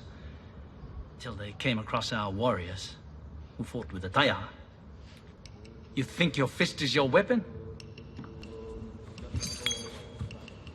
When I have taught you, your mind will be. You'll carry your taiaha inside you. Come on. That's a gangster scene, eh? Especially because you hear a twirl, like that noise there. The taiaha. That's the scene. I just think it's a nice way of like how they try to tie everything in together because again with that question of identity, they're trying to find themselves, and then also like with Bug, he's like he could go either anyway. You know, he can go anyway. So we've seen that Nick's gone down the same path as his dad. His dad's gone down just this abusive path, and it's like, oh man, down to Bug. So he can go either way. But after that confrontation and him just getting told, like, man, and just that journey that he goes on about learning his culture, learning his true culture, learning his true identity is like, yeah, man, you need to be solid in that, you know? Some great lines in that scene when he says, "Get away from me, you black bastard," and he goes, "We're the same color. You're all black." Yeah. And he does his moves with the, That's it, right? you know, he does the moves and he tells him, you know, back in the day we used this you know, the English, they thought the best weapon was the bayonet. No? Yeah. But then that was before they met our warriors. With the Schools and me. School them, you know? I was teaching you how to do it with your mind. Yeah. You got your taiaha and your hat. Or That sensei moment. But that's because that was wax cool. on, wax off, man. And that's cool. And another reason why that scene is good, because again, back to the storyline, when we talked about the sons, and like you said, like Nick, he goes that way and Boogie goes this way. Like, we're actually showing everybody that, see, it's not, the life isn't all about where they live. Nah, it's in South everywhere. Africa. We're not just drinking, abusing and beating up our wives and just partying every weekend. Yeah. We've taken the son out from that environment, put him down the line into this school to teach them what's real. That's it, man. No, yeah, I had the same thing as that as well. I thought that was cool, especially when he's breaking the windows, and because you know that disappointment, because the family weren't coming, eh? He's like, fuck. But even like when he gets the call and he's talking to his mum and he does his haka, like I thought those scenes are like, because you know, like when they're just doing that, and he goes, you gotta feel the wide away. Like that was earlier. Yeah. And he goes back and maybe another time, he hangs up and he starts walking to the hall. Stuff was off work and he starts doing his haka. But it's like, bro, you felt that, eh? Because you're like, come on, fight. Bro, the disappointment, eh? All these times. Yeah, You're like, and like just him fucking just, hey, that's like I feel like some of the first things that they saw that scene there, that's how you do a haka, man. It's gotta mean in there. They just do it for the show pony, do it with meaning like that, That was the mission, eh? It's the Coming from mission there. that came Oh, yeah. He was like, it's only when he's like pull his chest, like It was getting red. that was one of mine as well. I thought the introduction scenes of everyone, Yeah. like Jake at the market and that TFC said Tussie, he's eating his muscles, That was and then one you of hear the that, soundtracks. you know. And then when Beth introduces her, like, and she just colors the beer with the spatula, like, that's man. How many of your boys try to do that? Like, that's gangster. drinks her beer, and then it introduces Nick. He's doing the weights with his boys. With his boys. And then Grace, when she's at the back with the kids reading the story. I thought it was kind of weird when I first saw the opening scene. You know the scene where Nick is doing weights with his boys? It looks like something out of Mad Max or something. Yeah. I'm like, hey, what's it like Bench that? press, the way that it's made out of wood. Yeah. So that was kind of like, so are we in a fantasy world? Is this like Conan the Barbarian or something like that? Because that's how it looked.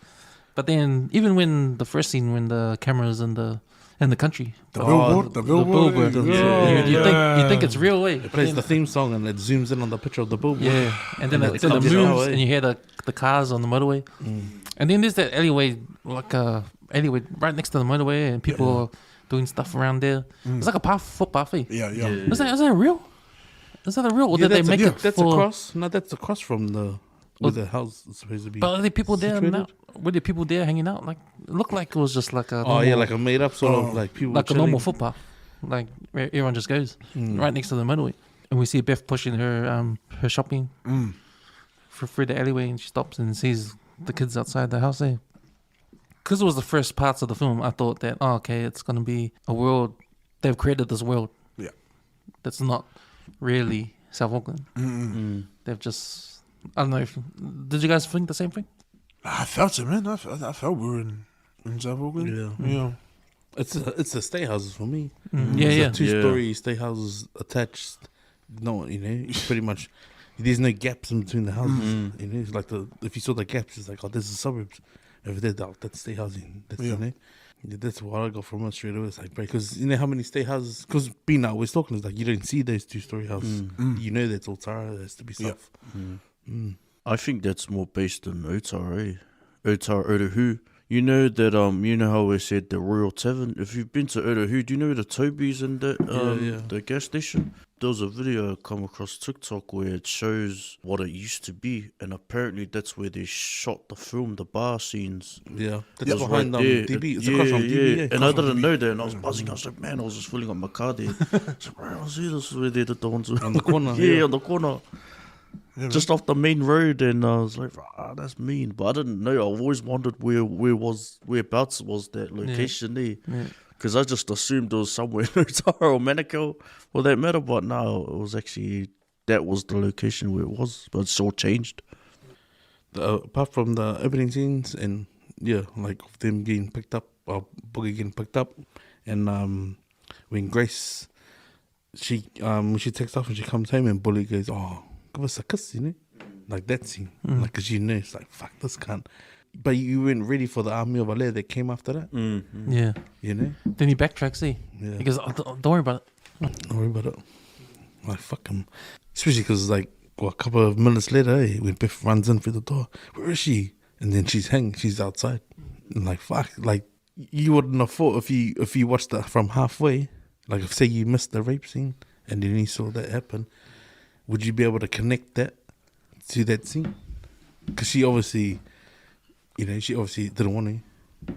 And like, Kalofai, the Hollywood husbands, just ruined it for me by saying, come over, But if you watch it back again, and like, say you watch it from halfway, and you saw that scene, you'd be like, fuck. Because you hear, like, I think there's a podcast of men that they talk about where Uncle Bully says, I'll give you Uncle Bully a kiss, She's like, no. It's like, that's obviously played out through different generations, but people have made that connection like, no, I don't want to. And then Jake got mad. He go, come on, give her. And it's like, bro, from left and right, that's wrong. That's wrong to react like that because your daughter didn't want to go kiss one of her mates. Yeah. Like, that's fuck. But yeah, I just thought when I watched that, like, but that's iconic, man, because now people live with those sort of things now, like, you want to drink around your kids, but you don't want your kids to come in, especially in a 90, like, Yeah. And then when she's obviously taken off and come home because the rape scene's already happened. I thought, fuck, man, because that's the last you see her alive. That's why I thought, fuck, yeah, that's her. That was one of the things I thought when I watched the movie again and the rape scene came on. For the first time, I thought, man, they're doing it longer than I would have expected because it was pretty long, eh? Yeah. It was, the whole scene was pretty scene. long. Oh, the rape scene? Yeah, because of the build-up, she kisses him, and then he goes upstairs. The actual rape for that long, I thought it was a bit long. Those were the parts where your parents would say, "Hey, go in the room and close your eyes or something," and then we'll get you when it's the scene is finished or something. It was funny because I was reading that Cliff Curtis, he didn't want to play the part because of that scene. He had trouble agreeing to the part. Well, I think it's brilliant the way they filmed it, right? Like, because what a rape scene, you would have tried to imagine what a rape scene was. Yeah. But because I remember it being PG-13, it was like, hold up, so that's a rape scene in there. But when you actually watch it, if you turn down the volume, it doesn't seem as horrific as in the way Jake rapes Beth. If they was to carry on seeing the rest of that scene, because they didn't show it there. And the comparison, because it goes straight from you do as you're fucking told, and then you see the Rockwilers going through the rubbish. Whereas that one was like it showed her going from kissing him, where's mom and baby, where you should be. Then plays that whistle, that horn sound, that. Then the door opened, the teddy bear on the floor, and then you see the over the mouth, and that's what you see. And the pushback of you watching it with no volume up. Yeah. But that's why I thought, wow, they filmed that. But it's what he says afterwards. He was like, cunt. I think that's where they've tried to mirror the book. Because the book is quite visual, when you're reading it. And then you compare it to the movie, you're like, damn. I think the movie doesn't do the book any justice. But, I mean, man, I think that's where the movie's tried to align itself with the book, eh? Well, I did, what is it? When I was watching the short, I think one of the producers, I read it in my notes, and it's one of the facts. She was burgled. Yep. She was burgled, and she wanted to sort of get that message somewhere in there. Right. And that was Bully getting into hiding. Because she obviously went into the film with that on her mind. So when the rape scene happened, she was like, okay, it wouldn't be anyone else getting hiding. It has to be him. Yeah. So that's why when it played out, I was like, fuck yeah. And she sort of felt like she healed through seeing him get a hiding like that. Yeah. So to connect the scenes was like, nah, the scenes have to connect. Like he has to get us, So yeah, she says that on that Two Warriors reunion. I'm like, damn. I gotta watch that. Okay, we'll just go around. Your favorite all-time scene. So mine is the same scene you brought up. It was really about the taiha. Yeah. That's my all-time. Yeah, I think it had to be that last scene when Uncle Bully gets a hiding. It's Street justice. Yeah, man. It's only because the reason why I say that is because it makes sense there, and it was for the right cause, for the right reasons. And if it wasn't for him raping Grace in the scenes, that would have never happened. It could have been something else. But it had to be him, like you mentioned. It needed to be. Someone needed to get the bashing of life. So. It does two things, right? It gives justice to Grace, but it also reinforces the message of the movie. Like, the violence that Jake has, the hatred he has, the anger he has, how wrong it is. And because of that, that's a big factor in why all these fucked up things are happening. Yeah. What's the question? Favorite scenes? Your favorite. I think one of my favorite scenes is when they bless the house. Oh yeah. Because it's like closure to the widow in the house and that. But when they go through her room and you see the posters on the wall, the White Man Can't Jump poster in the background, and they go back out, and then just before they leave, and I think it's a beautiful piece of film as like filming is. because Nick's got his tattoo on his face and he's got his patch on, and then the uncle goes, Polly goes, uncle with the hat, but before he gets his hat, he hongies him. You know, and this stuff at my vai, like it's done now. He can move in, but we're gonna go. Like I think that's beautiful because every time I greet my Māori boys, they're the old men, I always hongi them. But when you see it in the film, it's like fuck, that's massive, eh? Especially when Polly goes, "Oh, you get all the guys, uncle." I was like, "Oh, God, off fire!" But that was to sort of just close out the burial, you know. Yeah. And then not long after that, that's when the mate, eh? Oh, I better go to my car. You know? Toots. Yeah. Jesus, I better go to my car now. Can't offer toots, man. Yeah, because, And I guess that's the last thing of grace around, you know, is your best mate. How are you, Suli? What's your favorite scene? No, for me it was just the tire scene. That's it for me. Sweet. Okay, going upstairs to the TMO. Oh, what scene would you like to see in slow motion, or what scene would you really need to see in slow motion? So for me, I want to see how fast Jake is. So I want to slow down that when he's beating up that guy at the bar. Is that the first scene? Yeah, I want to slow down that one. He's pretty fast. Hey. Yeah, he actually is with his throwing his arms there. Yeah. I'd have just before that, where you hear the, ooh, Uncle fucking bully. And see, they didn't even stand around now. They just started walking up. Because they knew. Right. They should slow-mo that. Like, everyone else was like looking that way. They were really just walking up. Slow-mo that. Like them walking up. He's fucking mad, eh? But yeah, that whole scene, bro, that scene fucking wicked, eh? No matter how many times you watch it, I've watched it probably more than 50 times, man. Yeah. Still, man. Still. But yeah, I'd slow-mo them walking away. Like, that's like it's like the Mark Hunt, get your bash and walk away. Yeah, walk away. The walk away. So yeah, they inspired Mark Hunt with the walk away after that. How are you, DJ? Go up to TMO. Well, I mentioned the Jake and Nick one. I think it would be towards the end there. When he's about to knock out Biff again. But Nick steps in. I think it's just their eye-to-eye, face-to-face look. Like, I think that needs to be slowed down from the time he stands up to when Nick barges in. Because I always think, like, there should have been more in there. But yeah, the more slow-mo of the eye contact there. So finally someone stood up to him after all what he's put his own family through, I guess. Yeah, but see, that's the thing. Watching it in 4K, it's like, nah. If you watch it on video, the way you would have wanted to watch it would have been, oh, bro, that's perfect. But watching it in HD, because everything's so mangingo. Yeah. But in those scenes, like the video scenes, it's sort of like a second, or feels like a second or two off. Yeah. But that's a mean scene, eh? How about you? Any slow motion scenes? Yeah, just that beginning one, that V8 moment when they overtake the cops. Yeah. Because they did it in speed, but I reckon if they overtook and they hit the slow mo then, and then the camera just panned for each, you know. Because I would have loved to see the cops just like.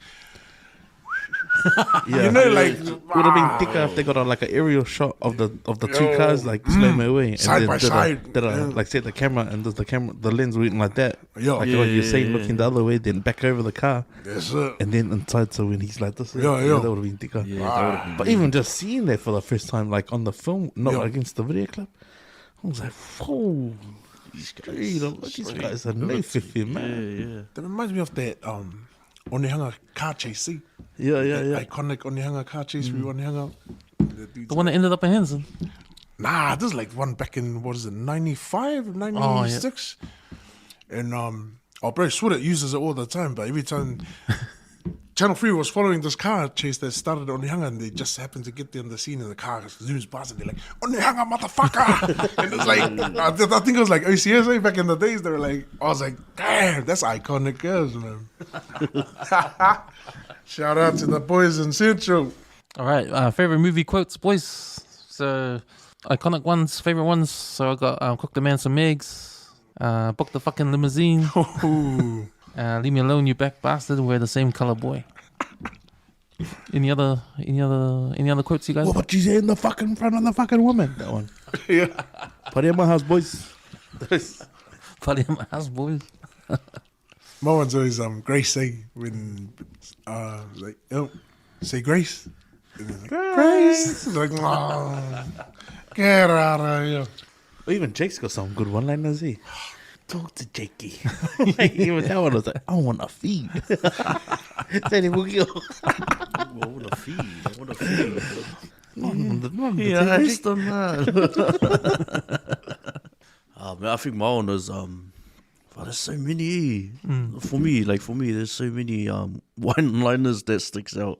Maybe the one is too much weight's not enough speed work. Yeah. Useless prick. That line right there. And then he gives the thumb to the to chick, sing the song again. I really see them down. And life is all I need. But that's what their mouth was. And yeah, that's where it all started. Oh, and when Grace goes, I hate you both. As he walks off. But I thought, as a parent, man, I just felt for Beth right there and then. But you said not to the, she was just trying to calm herself down, that would have just toughed that off, Give me the keys. You got on, fuck off, you got all my fucking money. Decline. Walk back to the car. All right, let's go catch the car. But you said we're going to see Boogie. I hate you both. That was for real, man. That was odd. Shit. That's that kick in the stomach. Yeah, bro. But what's funny about that scene before that when she goes to ask, she goes inside to ask Jake, let's go. He's like busy watching the horses. But see, look at his face. He's concentrating on the horses. Like his mouth's open. He's watching. He's like, there's nothing else matters, but the horses. And they had like food on their table. They had like fish and chips, and these kids are like sitting there. I was like, shit, Carlo, fire, man. Eat the sandwich in the box. Book a taxi and their cars outside. Oh, it's a little sad, bro. Come on, Jake, man. Priorities of this man. Shit, Jake. The GG gas. Look at the bloody the fucking state of you. Look at the bloody state of you. Oh, yeah, heaps of too many, man. Heaps of lines in that movie. Yeah. Heaps of lines. Okay, the Dalium Award, who gets the best performance in the movie? I got Rena Owen. Because of that scene I explained before when she was crying when Grace dies. Yeah. And just her acting in general, like she's just, I don't know, she's just convinces me she's part of their life, and you can tell like she's a strong character, and the way she at the end, she does a speech at the end, yeah, I think she gets my award for best performance. Fuck, I'm gonna give it to Nugget. Just man, it couldn't be too real, especially like when, like, if you think of all the scenes he walks in, like Jake comes in with the mate, he's, where you going, boy? Come on your feet. He goes, no. Nah. Just that one line. Off, yeah. Fuck him then. Right up to the point where he gets his patch when he walks into the pub. Like, that's tough, especially if you know his character. Like, bro, that would have been so tough, like, just to be in that shadow of his dad. Right. Especially how he's sitting in the front. Getting ready to get a hiding. When they jump the bird, he's like, Kaya. It's like, you might think he's a badass. He only lasted 2 punches of it. He went down. He's the one. But another true fact, he was actually getting hired by kickboxers, legit wheelchair. Yeah. That's what's funny, man. So yeah, I gotta go to my Nug, man. Especially because that scene across the table, bro. Like with a few words, but the action then, especially that hongi party when they bless the house. I just thought, bro, that's the way to show the culture through, Yeah, he had good acting bits. There's a part where I liked it when after when Beth get beaten up in the early morning, when there's a mess in their house and Grace is tidying up and he's there and Nick comes in and he's saying, oh, he's laughing about it. He's laughing about the party and house is a mess. And he's teasing his sister about getting married. And then looks at the blood around the house and goes, oh, who did he beat up? Who played up? And then she doesn't say anything. And then he knows it's the mum. Yeah. It was the mother. And he gets mad. I'll get out of the shithole. And that's when he goes to get his patch. But that whole scene there, that was pretty good. Colourful, yeah, man. Especially because Grace just seems so naive and like, nah. Because earlier when they're singing, and then she's like, oh, did you just love it when they're like that? And then she's the one kapinga and like still looking like holding it down while mum's doing whatever, And then to be like that, aren't you gonna stay and give us a hand? Get out of this fucking show. Yeah. Please. How about you guys? Favorite character? Best acting and performance. Yeah, I'll go with the Great White Hope. Boogie. I go Boogie. Yeah. That was a character for me, man. I'll go with him. Yeah. Good performance. Yeah, especially at the casket too, eh? Yeah, man. Well, he was singing, eh? Yeah, he was singing. That's very. And see, the mum looked at him like shocked, like, he's into the whole culture now, is it? Like it was like she was surprised that he knew the song and all that. Also, like, what a crazy time! Like, I think for him, Grace, that was the first like acting gigs, man. What a time to because he don't really say much in the film too, eh? But it's funny how he was like, I got caught. Because, man, you wouldn't even steal the apple, eh? And then the man, were you gonna be dead? He's like, his face, like, sorry. Son's name is Ma. By myself. Yeah. Who gets your favorite acting performance? Oh man, Uncle Polly, eh? You got if you hate the character, you got to admire his work. I mean, the man didn't want to do it, to begin with. I mean, I watched that reunion with the Once Warriors a few days ago at home, and I was like, wow, man, just the backstory behind it all, like with the characters, with Cliff Curtis and playing Uncle Polly, he had to get blessed or something about this character. He had to speak to his family about it. And some of his aunties, and like he fully, like, he didn't want to do it, but once he landed the role, was like, oh my gosh, he had no choice. Yeah, that's me. And that whole thing, when I was watching that documentary, it just tells you a little glimpse of who they really are and who they are behind the character. Yeah. And it just makes you wonder, like, man, like, we hated your character, but you played it really well. It's not how a bad person you are. It's just how good you played the role. And even that rape scene he brought up, he was really refusing it, because it's like he had to really talk to his co-actor Grace about it prior to it happening. And I think that's a little bit of a good thing, a bit of a more understanding between both sides, both actors on set, is to be able to be like, do you trust me? Like, with it, like, are you okay? This and that. It's just having the trust there in each other is how I see it, And he played it well. That for me, he takes that best Daily M award. Sweet boys. Okay, next one. Sky Tower is this any actor in this film? Is this their best job in their whole career? The best performance in their whole career? So I'm gonna give mine to Temuera Morrison, because I think this movie is on top of his everything he's done. This movie is at the top. Yeah, he will always be Jakey. He will always be Jake. No matter where you go, it's gotta be. It stays with him wherever. I mean, he said that in the interview. Wherever he goes, everyone just remembers him as Jake. Because that character sticks with him even till now. Like, even when I had a little chat with him a couple of weeks back, everyone just knows him as Uncle Jake. Oh, not Uncle Jake. Jake the Muss. Not the Shortland Street character. Not all these other characters. It's always Jake. This is what I took the Shortland Street character. Because I think it was the Dr. Ropati. It was always Dr. Ropati. Yeah. We're not in Guatemala now, Dr. Ropati. I think he had that stigma on him for a long time until this movie came out. I think he was still working at Shaun Street when this movie. Yeah, he did this was movie, in the that's what in the documentary he did say that. because he talks about like trying to find that anger, like just trying to project. Then like he was like, He has to do the haka and to amp him up, and you're saying how tired they were, him and Rena Owen, just behind the scenes. Like, man, it was like countless hours filming, rehearsing.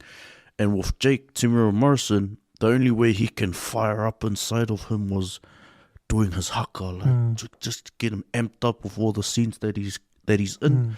And I find that really, really intriguing, because that's mean. Like it can work out for anybody. Like hype them up with a haka before an audition and all that stuff. yeah, bro. I think with what he said in that documentary stuck out for me too. Like, that could be a good tip. Like maybe one day you can audition for something or maybe a scene. That's a good way to do it, or a good way to look into it. Yeah, no, definitely. I think maybe Rena Owen as well. This might be the movie her top movie too. What she's done. I can't recall anything else. I remember seeing her other things, but she's been playing small parts, bit parts. Not. I'm not sure, but I think this will be her main film for her. What do you want remembers her from? Yeah. I don't know her actual name, but Grace's character too. After watching that reunion, because she says that every time she went places, people would just go, I don't know, like to show her love. As the Grace, but it's like, hey, she died in the film. They still they felt the mama through her character, and just her like in her heart, and just being able to tell stories and like mind the kids sort of thing. They should be the daily, that'd be the daily for her, 'cause even the way she was talking about it too on the reunion. Is there anything else in this movie gets a SkyTower award? It can be anything. Yeah, bro. The life lessons, bro. The life lessons, bro, come out of that one like tenfold. Like after watching a film like that as a kid, I always knew, fuck that, I will never drink around my kids. Never. No matter who it is. Family, blood, brothers, sisters. I'll drink. But when it's bedtime, man, it's like, go inside the house, lock your rooms, lock the front door, lock the cage door. I've got the keys. Never letting anyone in my house. I always felt like that. Like after watching that, I was like, fuck, no way. Even if I'd go drink at my boy's house and they've left the door open, I'd be like, fuck that, go and lock the house. Don't worry about us. Like, you know us, fuck that, but fuck. You don't know. Someone might show up with one of the boys, like, you don't know. That was the life lesson from that film. But I'm the same, man. I'm like, if I drink with my boys in there, or anyway, I'm always going toilet outside. That's just this thing that I have. Like, I don't like going into people's houses, especially with their kids in there. So I'm like, but a lot of people take it as, pretty being rude and that. But it's like, that's just my thing. It's like, So if I'm going out toilet outside, everyone goes. Hey, it's a one rule, man. If I'm going to toilet outside, man, everyone's toilet outside. I don't know. It's just like precaution, but also like life lessons, like you said, Letty. Yo, that's the reason I give SkyTower award for the worst parents in film. This gets the SkyTower award for the worst parents. For the worst parents in film. Right. Yeah. Oof. I was thinking maybe SkyTower award for the worst domestic violence, but then you've got What's Love Got to Do with It. With Argentina, is that gonna be? Does that top it or? Nah, man. The hiding that Beth gets, bro. That's fucking. I think Beth should get the SkyTower award for like fucking didn't cook for anyone. Like fuck. Just for some fuamos, man. That's all I want, man. It's okay, man. Doesn't matter what language that's acted in docs, that fucking hits the same, man. Yeah. Say, Beth, don't mind one more. Say, Beth. Down, fuck. Bro, that's fucking. Man. I think I'll give SkyTower award for the most drinks on the table at a bar in the movies, in any movie. I don't know. I'll give it SkyTower for like the food. The seafood. Eh? Yeah, man, the seafood looked good. I wanted to eat that. Fish and chips looked good. But even the curry there, yeah, Biff was making. The bread. The bread. The Hollywood husband didn't just chef us his latest one, like Biff's boiled potatoes. Man. He's like the number one for shark All of potatoes. them. And the flour. All of it, man. Bro, but that plate is from back in the day. Like that was the staples. Like, hey, That was it. because whatever's boiled mince. Bro, that's like gourmet now. Like, And the way Jake was eating it too, is exactly how we ate it with the bread. especially with the bread just in there, Slice of bread. Yeah, bro. Eesh. That's it, man. That's it. Sky Tower for state housing in movies. And so, bro, Sky Tower for all the extras, just no lines, but just they didn't looking balafel way. Like that guy there, darling, here is my house. And they're drinking his beer. Yeah. The extras, eh? Gotta hand it to those guys too. Yeah, man. I think my one would be I think the violence, eh? The violence part. Yeah, when you're because it's not only Biff that gets hidings, man. It's the guy that got beaten up at the beginning, and then it's Uncle Bully, like and then Nick gets the hiding from joining a patch, you know. And then what's the other one? When Boogie's gonna be locked up into the that's another violent part, and then obviously Jake and Biff. That's pretty much the main violent. I'd say that's my one. Eh? Yeah, because if you watch that on a DVD and just forward, like it skip chapters, you pretty much just watch someone get And every scene, he's knocking everyone out. Even just throwing that guy out there was in the bloody at the house, and then throws him out again in the bar scene when he's walking in. Buddy. Buddy in the house, boys. Get out of here. It's probably a disturbing scene, but maybe I don't know. I've seen there's rape scenes in other movies. Yeah. I think this is Sky Tower for rape scenes. Just because of how long it goes. Yeah. Yeah. You know? I mean, that is a long time too. Yeah. And I was surprised when I saw it. I was like, hey, they go for this long. But it has to be Sky Tower for the music too, because you know the lonely, they got the guy from the actual the group singing, and then when your king is doing that, singing their song. But even that scene, bro, like just when they get home, mate, give us a song. Everyone's like, yeah, give us a song. How about you and Beth give us a song? That, bro. Yeah, it's that color and that audio, like film. Bro, that's beautiful, man. Yep. That's like Sky Tower. Like you would never get. That's as real as it gets, man. Like especially when you're trying to impress everybody. You try to sing, bro. The way Jake sings, it's like, bro, you would never think that guy's gonna beat her up in the same scene. Yeah, Right. Nah, facts, bro. Agree. Even the other part when when Grace is walking, it's like that part in Otahu. Yeah. You know the bridge, and then there's a little river pond here, and then there's that long as it's like that waste pipe. that waste pipe, and that song is there. That song, man. That Ruakina now. Yeah.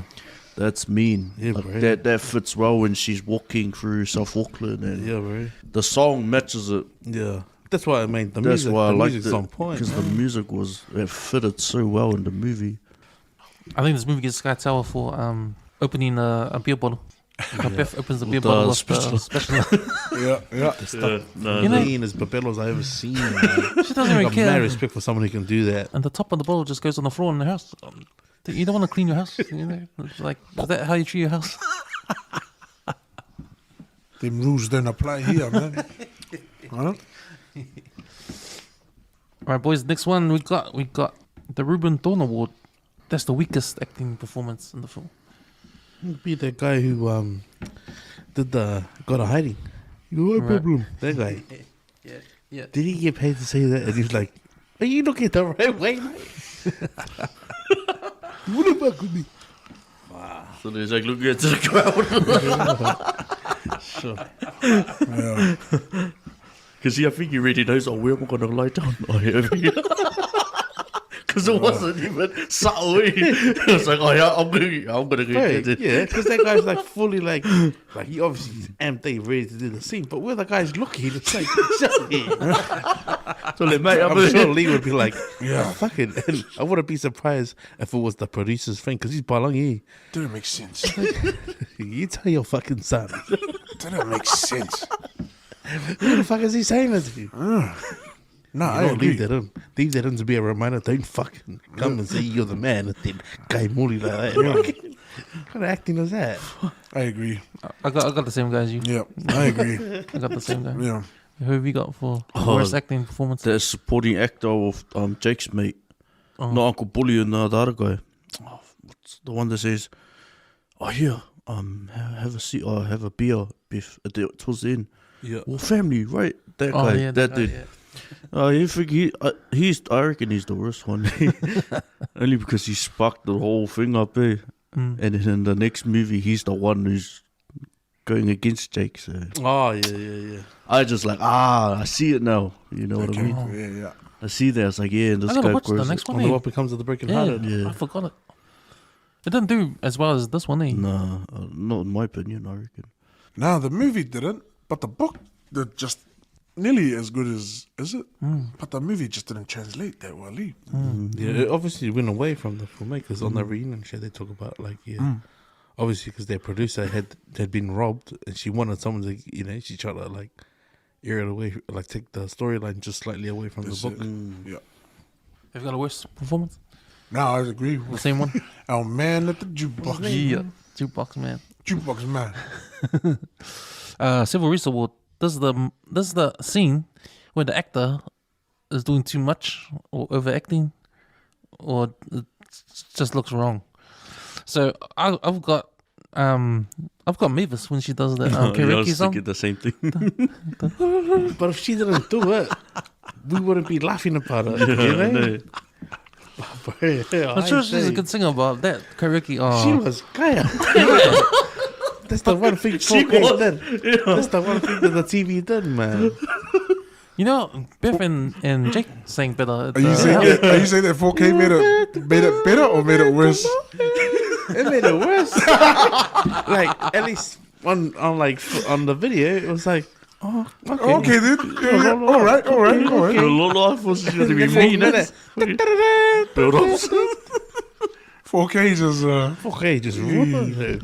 You know when That's why I was confused. Jake went to beat up that dude when he played the jukebox because it sounded better than what Mavis Mavis. Yeah. And then once Jake knocked him out, and then carry on, and then I was like, I see. But the next funny part was, when Jake tells Biff to come and sing with him. If you look at the movie, Biff looks at her and no. I was like, yeah, right choice. She's Kaya as she is.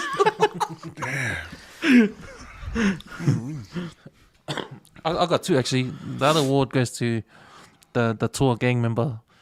The one he jumps. The hops over.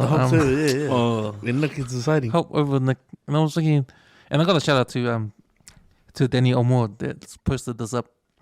And he said, what the hell is this hop thing? And he zoomed in on it. Yeah, he actually hops over Nick for no reason.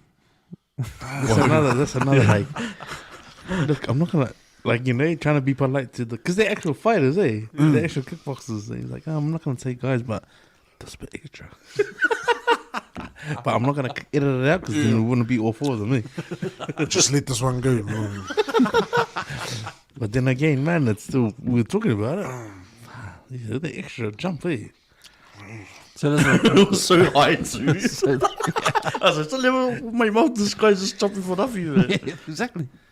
So those are my two. How about you, Let's? Have we got? No, the same. Same one. How about you guys? Yeah, I had to say with you guys on the chat there when you jumped there. Like, what a waste of energy, man. The second one would be the Stan Lee. When he was just the Stan Lee looking prick. Yeah, he's another one there. He's just standing there, just wasted wearing his glasses. And was like, must be sunny inside the bar. You're wearing those glasses. No, I was the same. I was the same. Same one? Yeah. Okay, sweet. Okay, the Michael Meredith Award. So this is the best food in the movie. Now we touched on that before. The kai moana that Jake brought home seafood. for the family. Best saka pakeka. Or the saka pakeka. Gex. I love your boiled potatoes, man. And the flour. It's not even buttered. That's what I like. Put on the... And just there's the much love. I want to feed. But I gotta be honest, when I saw that, I was thinking, man, that's back in the days, man. Like, this is what we lived on, man. Yeah. Hey, They were living good. Yeah, bro. They were living good. Today, Eating that good. plate's expensive, mate. They were eating good. Wow. okay, this one, what's the score? Your favorite music song in the movie and the scene that appears in. So my one is the What's the Times, the family road trip. Nice. Yeah, it would be the same. The rest of the time, Mr. Wolf, and then the where Grace is walking to go see that Rook Kinana song. Yeah. That It's a nice part. song. Even when they singing, and then when Jake's trying to sing, look what you done on the day of the funeral. He's like, because bro, that is the most intoxicated you see him. Hey. And you know, especially when the mate's like, since you left for us to go to the tongue. He's not fucking, man. Fuck. You didn't think you fucking him, fucker. Right, that's. But I'm trying to sing. They look real, do they? Yeah, that's what I mean. It's like, bro, they projected that scene good. Those scenes. And the music just hits, man. Yeah. Especially for the time as well. And it's all old school music too. And I think my one would have to be the... But the song wasn't even finished, man, but it played out so well. And Jake was singing it at the bar, at the pub, when, I think when Biff walked out, and he turns around and goes, I remember all those yesterday. I was like, yo. And then that's one of them, and then one of the beginning scenes where he is singing with Biff. But they're all good songs, man, so they all fit in the scenes perfectly. Some old school songs, eh? There's that scene when Boogie's going to the court, and I think it's about Posse, the singing. Is it them? That one. That reggae girl, so. Oh, yeah. Yeah. Who's that? It's not about Posse. I don't know. Is it? Or Three the Hard Way? Three the Hard Way? Is it? Nah, not Three the Hard Way. Nah, not at that time. I think it's Rocky Girl, eh? yeah, it's Rocky Girl. What about that song that the beginning, that TAP, that Tassilu Atolu, so who got that? Whatever the hell, the lyrics didn't even go there. But there was a song, I was like, yo, finally someone's the Usos are singing the song, but Because that looks like Otara, eh? yeah, that looks like That's Otara Markets for Markets, sure. eh? Yeah, hands down. Yeah, it's funny that scene you said that when he's eating when Jake's eating the mussel, the sound effects on that party He's just looking. when he puts it in his mouth. He was, what is it, ASMR before. Very straight up, eh?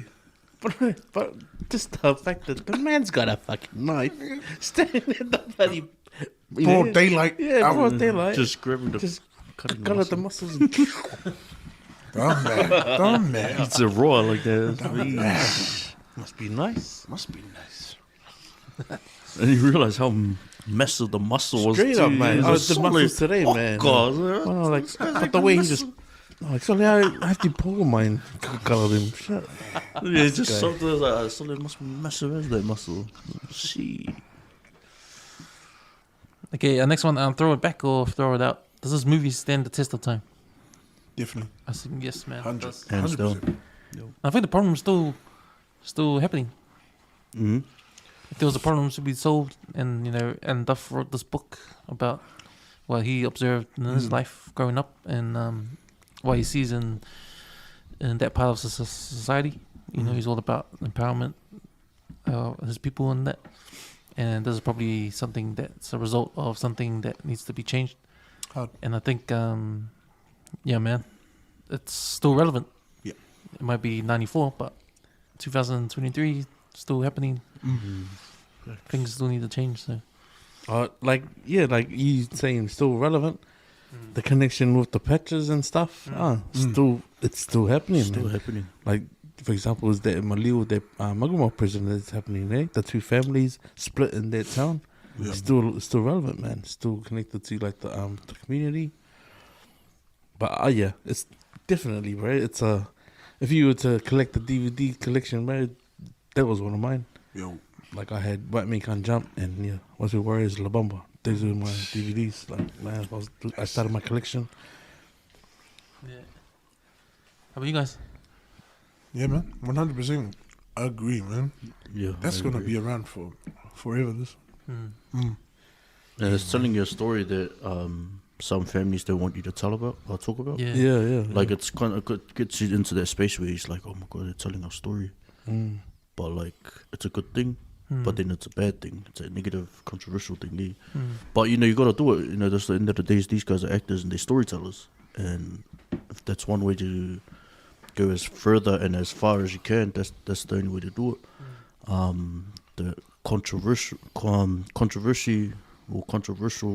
creates cash at the end of the day with what they're doing. But yeah, no, for sure that movie will stick out in the next 20 years or so. Timeless. Yeah, It'll never age. The Ruakina now, bro. Like New Zealand Music Month, bro, that made my top. The month of May easy. Yeah. And it just flooded it back, eh? Yeah. Just like fuck, yeah, bro. That song's And I like the iconic, beat. eh? The beat is mean. Yeah, bro. Love Yeah. that part. Oh, I watch this movie now, and there's nothing tells me it's old. You know, it can still be made today the same way, and it still be, you know. You could just add in the throwback songs into the movies nowadays. All right, worst or annoying scene? Which was your worst scene? Shucks, the worst scene is probably I'd say it would have been the cops. The cops, you know, like they're trying to copy everyone when they stealing that, you know, because the shows like there's that bit of music that's playing, like when Bugs having a cigarette with their chick and they could color the radio and that. Oh, and then when the cops come, did you see the way the guy they decided to run? One of them was running towards the cops. You know, so That's right. That's right. Get the hell, yeah. You do the other one. yeah, Yeah. bro, that reminded me of like, bro, if you and your boys are doing that sort of shit, bro, That's have a nice. plan, eh? Yeah. Have a plan, like stand there, like, you know, wait for the cops to come at you. But, bro, Bolero, that scene, bro, I was mad at the guy for running straight down, and then all you see is this book thrown up against the car. One job, man. But he's probably, you got my key to the house, cunt. Like, ah. Yeah, there was that scene. Suli, have you got an annoying scene? No, not really, eh?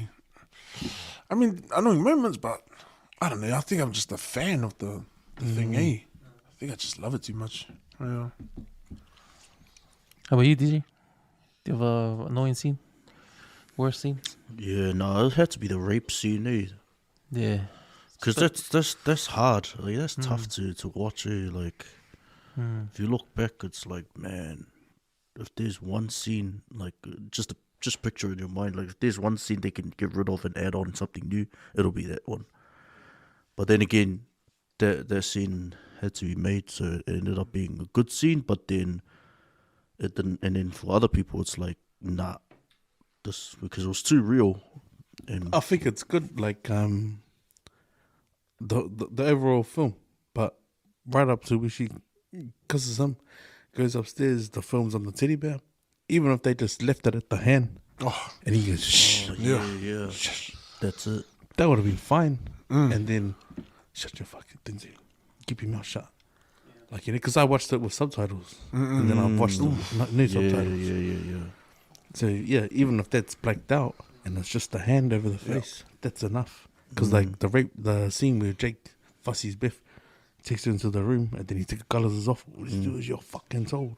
Yeah, Like that didn't even see that, but you knew what was coming. And it's like if you anticipate something that's gonna happen later down, and you heard all you hear is the sound of the dogs going through the rubbish. Like, yeah, it could have been done. Yeah.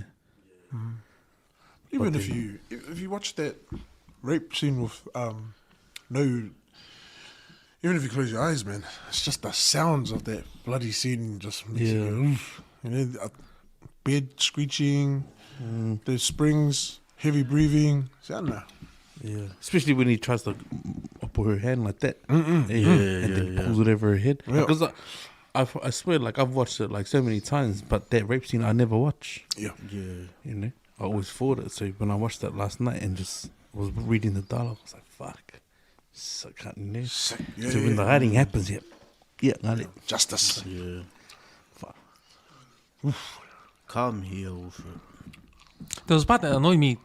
Probably when there was a little bit of dialogue scene at the first house party when Beth and Mavis have a chat and they're backstabbing someone. Oh yeah. And they're like, she says, "Oh, not enough gin, too much sex, or not enough sex, too much gin, not enough sex," or something like that. And they just crack up laughing. And I just thought, that doesn't age well. That kind of conversation. But I think I understand that conversation. It's like it matters to them. You know, it's funny to them. You know. Yeah. Come to loose ends. Storylines of the movie which end, and you assume what might happen next. But we do kind of, because we have what comes of the broken heart. Yeah. I just reckon all those storylines have spin-offs, man. Yeah. No, too good. The writing there is just good, man. Maybe split off to Mavis. See what she's up to. See what she's up to. As soon as she gets on it, next. Sorry, you didn't make the audition. Oh, I don't know what becomes of the Broken Hearted. Beth ends up with the guy who looks after Boogie. Oh, hey. Yeah. Yes, that's right. Bennett. I have to watch it. And then the guy that was with Jake, his mates with Jake had dreadlocks and he was leading the gang, kind of similar to the Toa Aotearoa. Yeah. But I think he was the one who must have planned to kill Nick in the beginning. Kill Jake's son in the beginning. In the beginning. Yep. Nah, I think I can't remember. What becomes of the Broken Hearted's thing on a guy who Jake fussied back in the day. Because that's why Sonny, the youngest son, I don't remember if that was his name. And Sonny, yeah. He gets that guy who was on Jackson Wharf to That's right. because he ends up telling him, "Oh yeah, are you gonna do anything about it?" He's, nah, fuck off, and he's like pissed off. He tries to go in. That's what you fucking get, you know. And the missus is like, "Oh, did you want to go?" He's nah, fuck him. Yeah, that's right. But yeah, he says something like, "There's only one hickey that belongs in that cemetery. You watch your fucking mouth, boy," you know. But that's a good spin-off. I thought it was alright, but yeah, some says, nah, they should have just left it. But I was like, well, you always gonna want to know. It's always hard to follow a really good, you know, movie, man. Because it does have a I think it's good. I think it's good because for Nick to get shot up like that, the opening scene, it's like damn, they went fucking around. So is that should this movie be a TV series? I say no. No. If it's done right, it's good as it is. Right, man. It's good as it is. Okay, we got this section called Shoreline Street Treatment, where we swap out the actors for New Zealand actors. But since this is a New Zealand film, let's swap them for American actors. Who would suit, and would it be the same movie? Oh, I didn't think any Americans could come down here unless it's like counting anyone on Hawaii, man. I didn't think anyone could come down here and duplicate anything here. Imagine Anthony Ray, you know, what's her name? Suzanne Paul's driver trying to act in this film. He's big, black, wouldn't suit. No. Put him in leather, he fucking look like a poster half. Just looks wrong, yeah.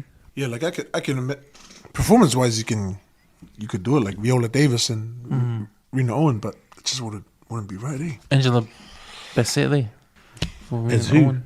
You again? For Biff. Right, Biff hit it. Biff hit it, eh? Who'd be Jake? See, it's hard because that's how good Tim was with Jake. Because he can't really. It couldn't be. I don't think it could be done, right? Yeah. Even if you filter through like real quick, you choose your top 5, you choose your top 5, you choose your top 5 actors, and then you can go. Yeah. You think Brad Pitt could act that? No way. Denzel couldn't act that. Not being, you know, that's because it's the culture, eh? And just the Kiwi accent too. Even if they put on a good Kiwi accent. Yeah, you know, that right. Brown and that brown's not the same brown, eh? You know? Or that black's not the same. It's gonna be a different movie. Yeah, it would be. Yeah, it will be a different movie. Okay, next one, the Rookie of the Year, an actor unknown at that time, but now became famous. I got Cliff Curtis. It would just be him. Yeah, I think it would just be him at the moment. Yeah, if you look at what he was doing with Once the Warriors, and you look at him now, it's like massive achievement. Yeah. Outside of Jake, Temuera Morrison, he's just behind him in terms of movies outside of New Zealand and stuff. Because he's in Star Wars, he was Boba Fett. Yeah, that's right. Yeah. I always forget he's on Aquaman too, eh? Oh, that's right. Okay, with Jason Momoa, like Suli said in the beginning, and because there was a bar scene in Aquaman, I was like, hey, is he gonna reject the muscle and then kapoki somebody again in the bar? No, because that's my initial thought when I first watched the movie. Because you see him and the camera rolls in and he's got a beer in hand. I was like, oh, I think he might beat someone up. But it ends up being something else. It ends up being Jason Momoa giving someone else a hiding or something. Oh, no, I just want a photo. And Check the go from there. Man, this film's gangster, bro. It's too good, eh? It's too sweet. Just, yeah, bro. It's too good, I got man. my daughter to watch it, man. My oldest, see. Yep. And like, I purposely, like, my wife would get the kids to watch the movies that she watched. But like, we have different tastes. Yep. But man, when she said, "Oh, Dad," but I don't want her to watch White Man Can't Jump because of the dialogue and the root, and then some of the stuff that I say from that film. Like once the penny drops, she's gonna be like, "Oh my gosh, did you get it from there?" But with this, because I still do the Jake the Muss stuff around the house, see, and my wife just cringes. She's like, "Oh my gosh, can you stop?" Now that she's seen it, it's like, man, are you alright? Like that film. What a bro, that's mean. I said, nah, yeah, but it's timeless, bro. Watch it whenever, you know. Next category, Stephen Crichton Intercept. So a prop or clothing item in this film you want to take home for yourself? Fuck, would be Nick Higgins' patch and that car. Yep. Oh Yeah, man. Is that yours? If I had a garage, bro, I'm dreaming, I'm actually looking at trying to build a big garage. You don't want to have be that car. How about Toots' car? You don't want that car in your Oh, actually, because that pristine look now, you know, that car, that look is called pristine. Like, you know, that's just the aged metal, especially on Chevys. People, they just get clear coats and just volley over the top of it because that's a look you can't duplicate. Yeah. So even that mag look, if you look at all the car makers that make mags now, that's the look. Yeah, true. That's why, like, for a car that was back then, it's what separates it is that the hood ornament. It's not. It doesn't have like a big like eagle or wing. It's the face of a carving. Right. You know, and if you think about like moldy walls back in the days, like that's what they did. You know, when you were on the upper hand, that you had someone's head. You know, on you know. So this one was like, bro, get the car. And anyone who wants to come in and borrow it, act out the scenes, you know. Mean. Yeah, it'll be the car and Nick's patch. Mine was the hired car. That was mine. I was like, oh, So the Holden? Yeah. The Holden, the red one? Yeah. Oh, yeah. Didn't even have to change gears. That's it, man. That's it. So you're gonna take the red car? You gonna take that one? Yeah, man. Have you TJ? Maybe in the beginning the weights, see, because the weights look like the bloody gearbox of the car. And the weights, bro, honestly, because they're like doing this workout, right? And like one's going like this, and one's going like this. I was like, what the hell is this work? And then there's one that's going like this, see, but it's like the part of the engine of the car. I was like, how did the engine come from? Do you know what I mean? So, but that's very Kiwi ingenuity at its best. New Zealand's best, man. Number 8 wire at its best, man. Straight up, man. Like I remember when I watched it when I was like 16 and that, and I remember having all these weights but no bench. Yep. Straight away, one of the boys was like, sorry, just give me the one like that. Then we watched it, do one like that. So then we made one. That's it. Yeah, we didn't need it now. We got our bench. Easy. 2x4s. And it was funny when they used a rope to you know, sort of like a string rope to with the engine on the car. And I was like, so how the hell the thing on all that stuff there together? But then again, that's the creative minds of these people in New Zealand. Man. By any means, man. By any means. Any means necessary. That's one, and then my second one is it's got to be the food, eh? Food. Yeah, I'd say the food. To be honest, man, that looked real good. It's like it's what I still eat now. If I could steal one more thing, it would be the karaoke machine. Do you want to do the sing Mavis a song? We might actually do a bit of job. Because I always thought the other song was part of the movie, but it was not. Eh? That beautiful woman song, but it never made the cut apparently. Yeah. I'm gonna take the tables from that bar. I'll take a table, a bar stool. Bar stool? A bar, yeah, the Nice, bar. nice.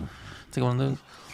But I just thought of that now. But what I wrote down on my notes was the taiha. I'll take that. Nice. I'll take that. Okay, next one. Fat chick give an interesting fact about this film. So one I got was about Tim. So you see, they had real problems trying to get rid of the character when it finished, when he finished filming. The PTSD. Yeah, he had a little bit of that. He said it took him a month to get the character out of his system. Yeah. Which was interesting. And it's funny because he also said that every time he went out to a restaurant or went to a place, people would come up to him and want to have a fight with him because of the film. I've seen it. Yeah. Mine was the same, but with Cliff. Yeah. He would always be known as Uncle Bully. Yeah. Not by his real name, sadly. Yeah, I'd have to say the same. Yeah. What's yours, Letty? Is this the fact check? Yeah. My fact check was when Nick got a hiding, there's 4 guys who beat him up with actual world kickboxers champions. And then the producer, Robin Scholes, she was actually a victim of home invasion, and she shared how she wanted a vehicle to pour her feelings into. Oh, true. And then the traumatic event of the movie is done, the woman feels through Biff. Yeah. Me. That's all I say. Oh, man. That's a good. Yeah. We got a fact? Yeah, no, same as Suli, Yeah. With the Uncle Bully, like, we will watch, like, so I'll be at home watching it with, like, my parents or something, and then my grandparents will be like, Suli, this is Uncle Bully, And I was like, because they don't know him by Cliff Curtis. Suli, come on, Bully, And I was like, man. They just call him by, come on, Bully, you know. And I was like, yeah, no, that's him. Suli, this guy, how did he make it there? Straight. Because you kind of think that, like sometimes you rewatch the movie and I'm like, how did this guy get this role? And then look where he's at now. Like, man. But then when you see his other performances, man, he's good actor. He's on. He's on, man. But the other people, it's sad because when you think of those 2 kids, the little kids in the movie, they were just there. Had little one-liners there, and what they're doing nowadays is they're just normal workers, man. One is at a farm, and then one's like running a shop, a fish and chip shop. Yeah, if you watch the documentary and stuff. And then that Nig is like part of the television film making thingy. And yeah, man, you don't really hear from them as often. I gotta watch that anyway. Yeah, definitely watch it, man. It's mean. Okay, next one, Lincoln Hawk life lessons. What takeaways or lessons did you get from this film? I think for me, watching it this time around, I didn't understand the first time around, if you know what I mean. Oh, yeah. Like, the message I got when I first watched it is different to the message I get now. Because I'm thinking I didn't really understand. Because I was younger back then and I was into like action movies and that. So I didn't get the meaning of a lot of things in this film when I was younger. And I just watched it because I thought, man, that's mean. Like, here's a guy beating up his wife. That's something I've never seen before. So I thought that was, you know. And just the way they drink and all that. It's like, oh yeah, but that's like us. Like, we drink like that too. Parties and that, but it's in the movie. So I'm like, wow. But not understanding the deeper meaning of, you know, how wrong it is, or, you know, I just thought it was cool. But now, when I'm watching it now, you know, I can see how it got misunderstood back then. I can see why people said, nah, we shouldn't show this movie. It's negative. But now I'm thinking, because a lot of this movie, it shows the negative side, but it also tells you why it's negative. And there's little bits of scenes, and I told you guys before on the podcast, like with Jake, he doesn't like his own people, and he says that. So if he doesn't like his own people, he likes the way he's living, that means they're not like that. And that's a clue to, if you think that this is how everybody is, the movie is not telling you this is how everyone is. That was my thing I got. What was the question again?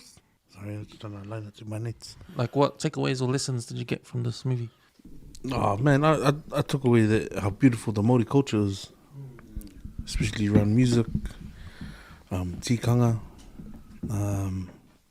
especially like how when Biff's they go for the drivers and they sit up next to each other, and they got the daughter, you got Grace telling Māori myth through taniwha and telling the kids that. Then when they're sitting on the bank and they're looking across to the urupa, that's a good explanation on, you know, eventually that's where we all be together. Like that transition of them living in the Palangi world, like in housing, where they got land over there, they could go build their own houses, you know, but they're not. they're in the city trying to just live almost, But eventually their resting places will be in the Urupa together. I love that about the culture and the way the movie projected it, and especially when, not especially, but when Grace passes and then the uncle comes and he blesses the house, Like, if you think about, like, Pacifica, like, we don't have anything like that. This is, like, the first time you see it. But just, because I know two of my close boys are Māoris, and to see the way they do things, it's like, man, Samoans would have it a lot easier with Fight Love and Love if they had something set up like that. Especially the way they done it, Because all she done was just ring her auntie. Auntie came, did it, they buried her. It didn't seem like they were struggling, You've seen a struggling family deal with death like that. But everything came out all good. Yeah. It's only hard for us because we have to catch a plane. There's the only difference between us and them. That this is their land. Yeah. They can just go back home. They already live here. But us, we have to catch the plane.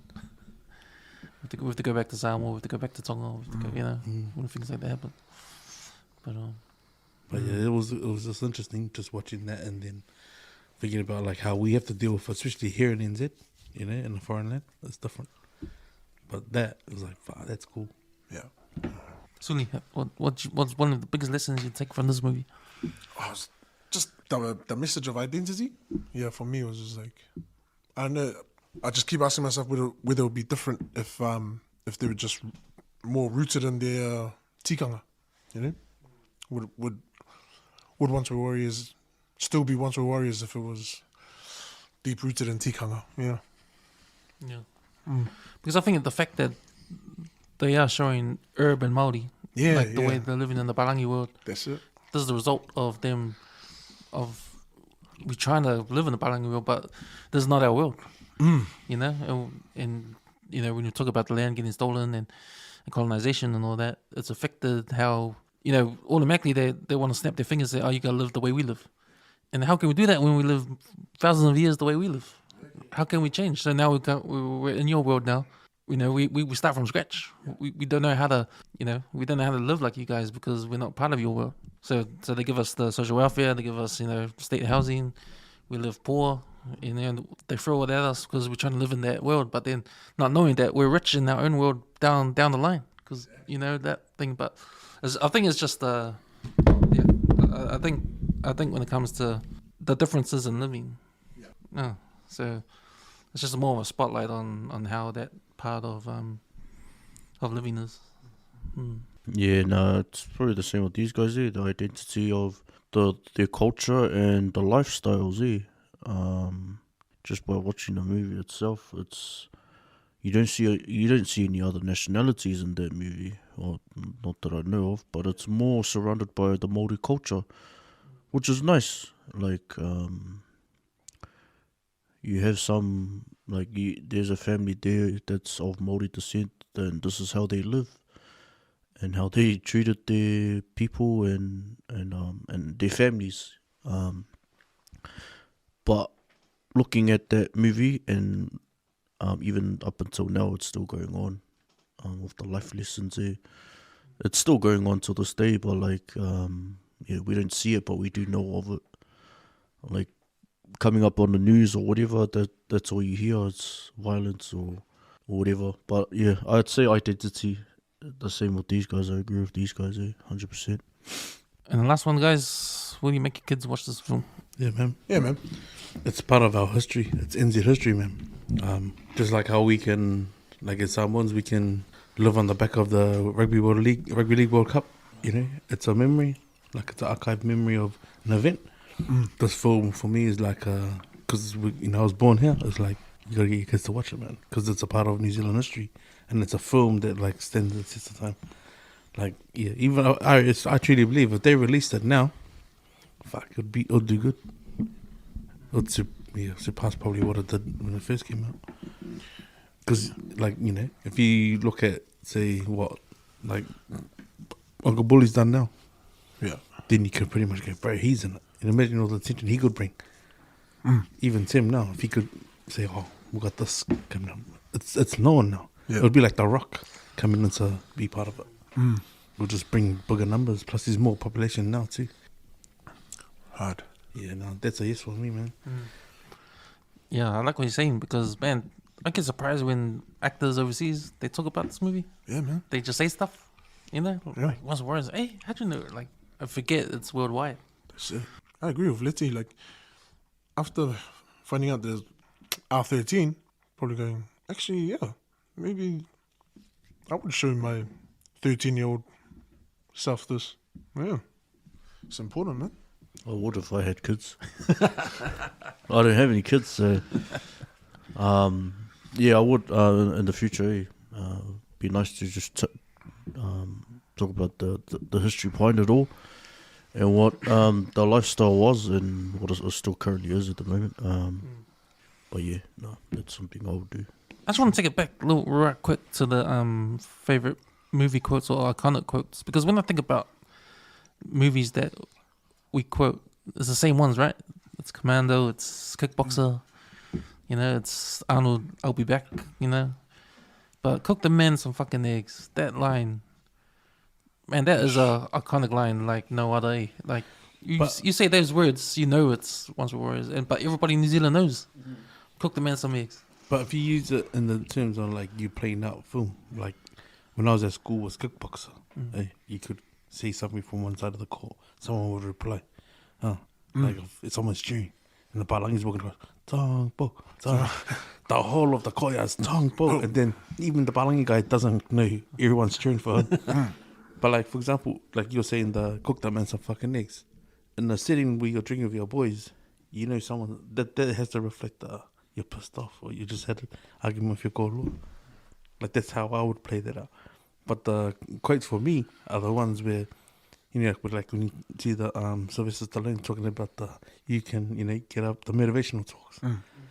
But to me, if someone can do the Jake the Muss ones and carry it on, there's a whole generation like of guys my age who could just carry on. And we could pretty much act the whole movie. Yeah, the whole movie. Especially when it's on Jake, man. Because remember, he goes from talk to Jakey to what was that? You know, it's okay, man. And then he's like, in bed where you should be. But this guy's he's bipolar. All right. Give me a G. Yeah. His mood. It's his mood, like you mentioned before. Like sometimes you'll see him, oh yeah, he looks alright, and then, oh no, he's wasted. Oh no, he's pissed. No, here, watch out, he's gonna book you somebody. Oh wait, this is our cue for us to get out of the house because he's got a fussy bed for the house. But like another example, it's like another example. It was like, if I wanted to drink at a fucking lounge, if I wanted to drink where I want, I would have drunk at a fucking lounge bar. You know, oh, that must be your key to go. Yeah. Go inside. Well, get away from us. His lines are funny, man, honestly. He's too good. Come back, G. When you know your thing of mates are coming back, you just start yelling that out on the street just to piss them off. Did a minute. Sweet boys, that's us, man. Once Were Warriors done in the books. Once Were Warriors. One of the New Zealand's greatest film of all time. Thanks, boys, for coming on. Been a pleasure. If we were to do this again, what movie will it be?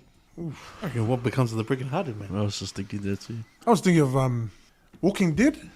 Or Dead Man Walking. Have you seen that? Yeah. Sean Penn? Yeah.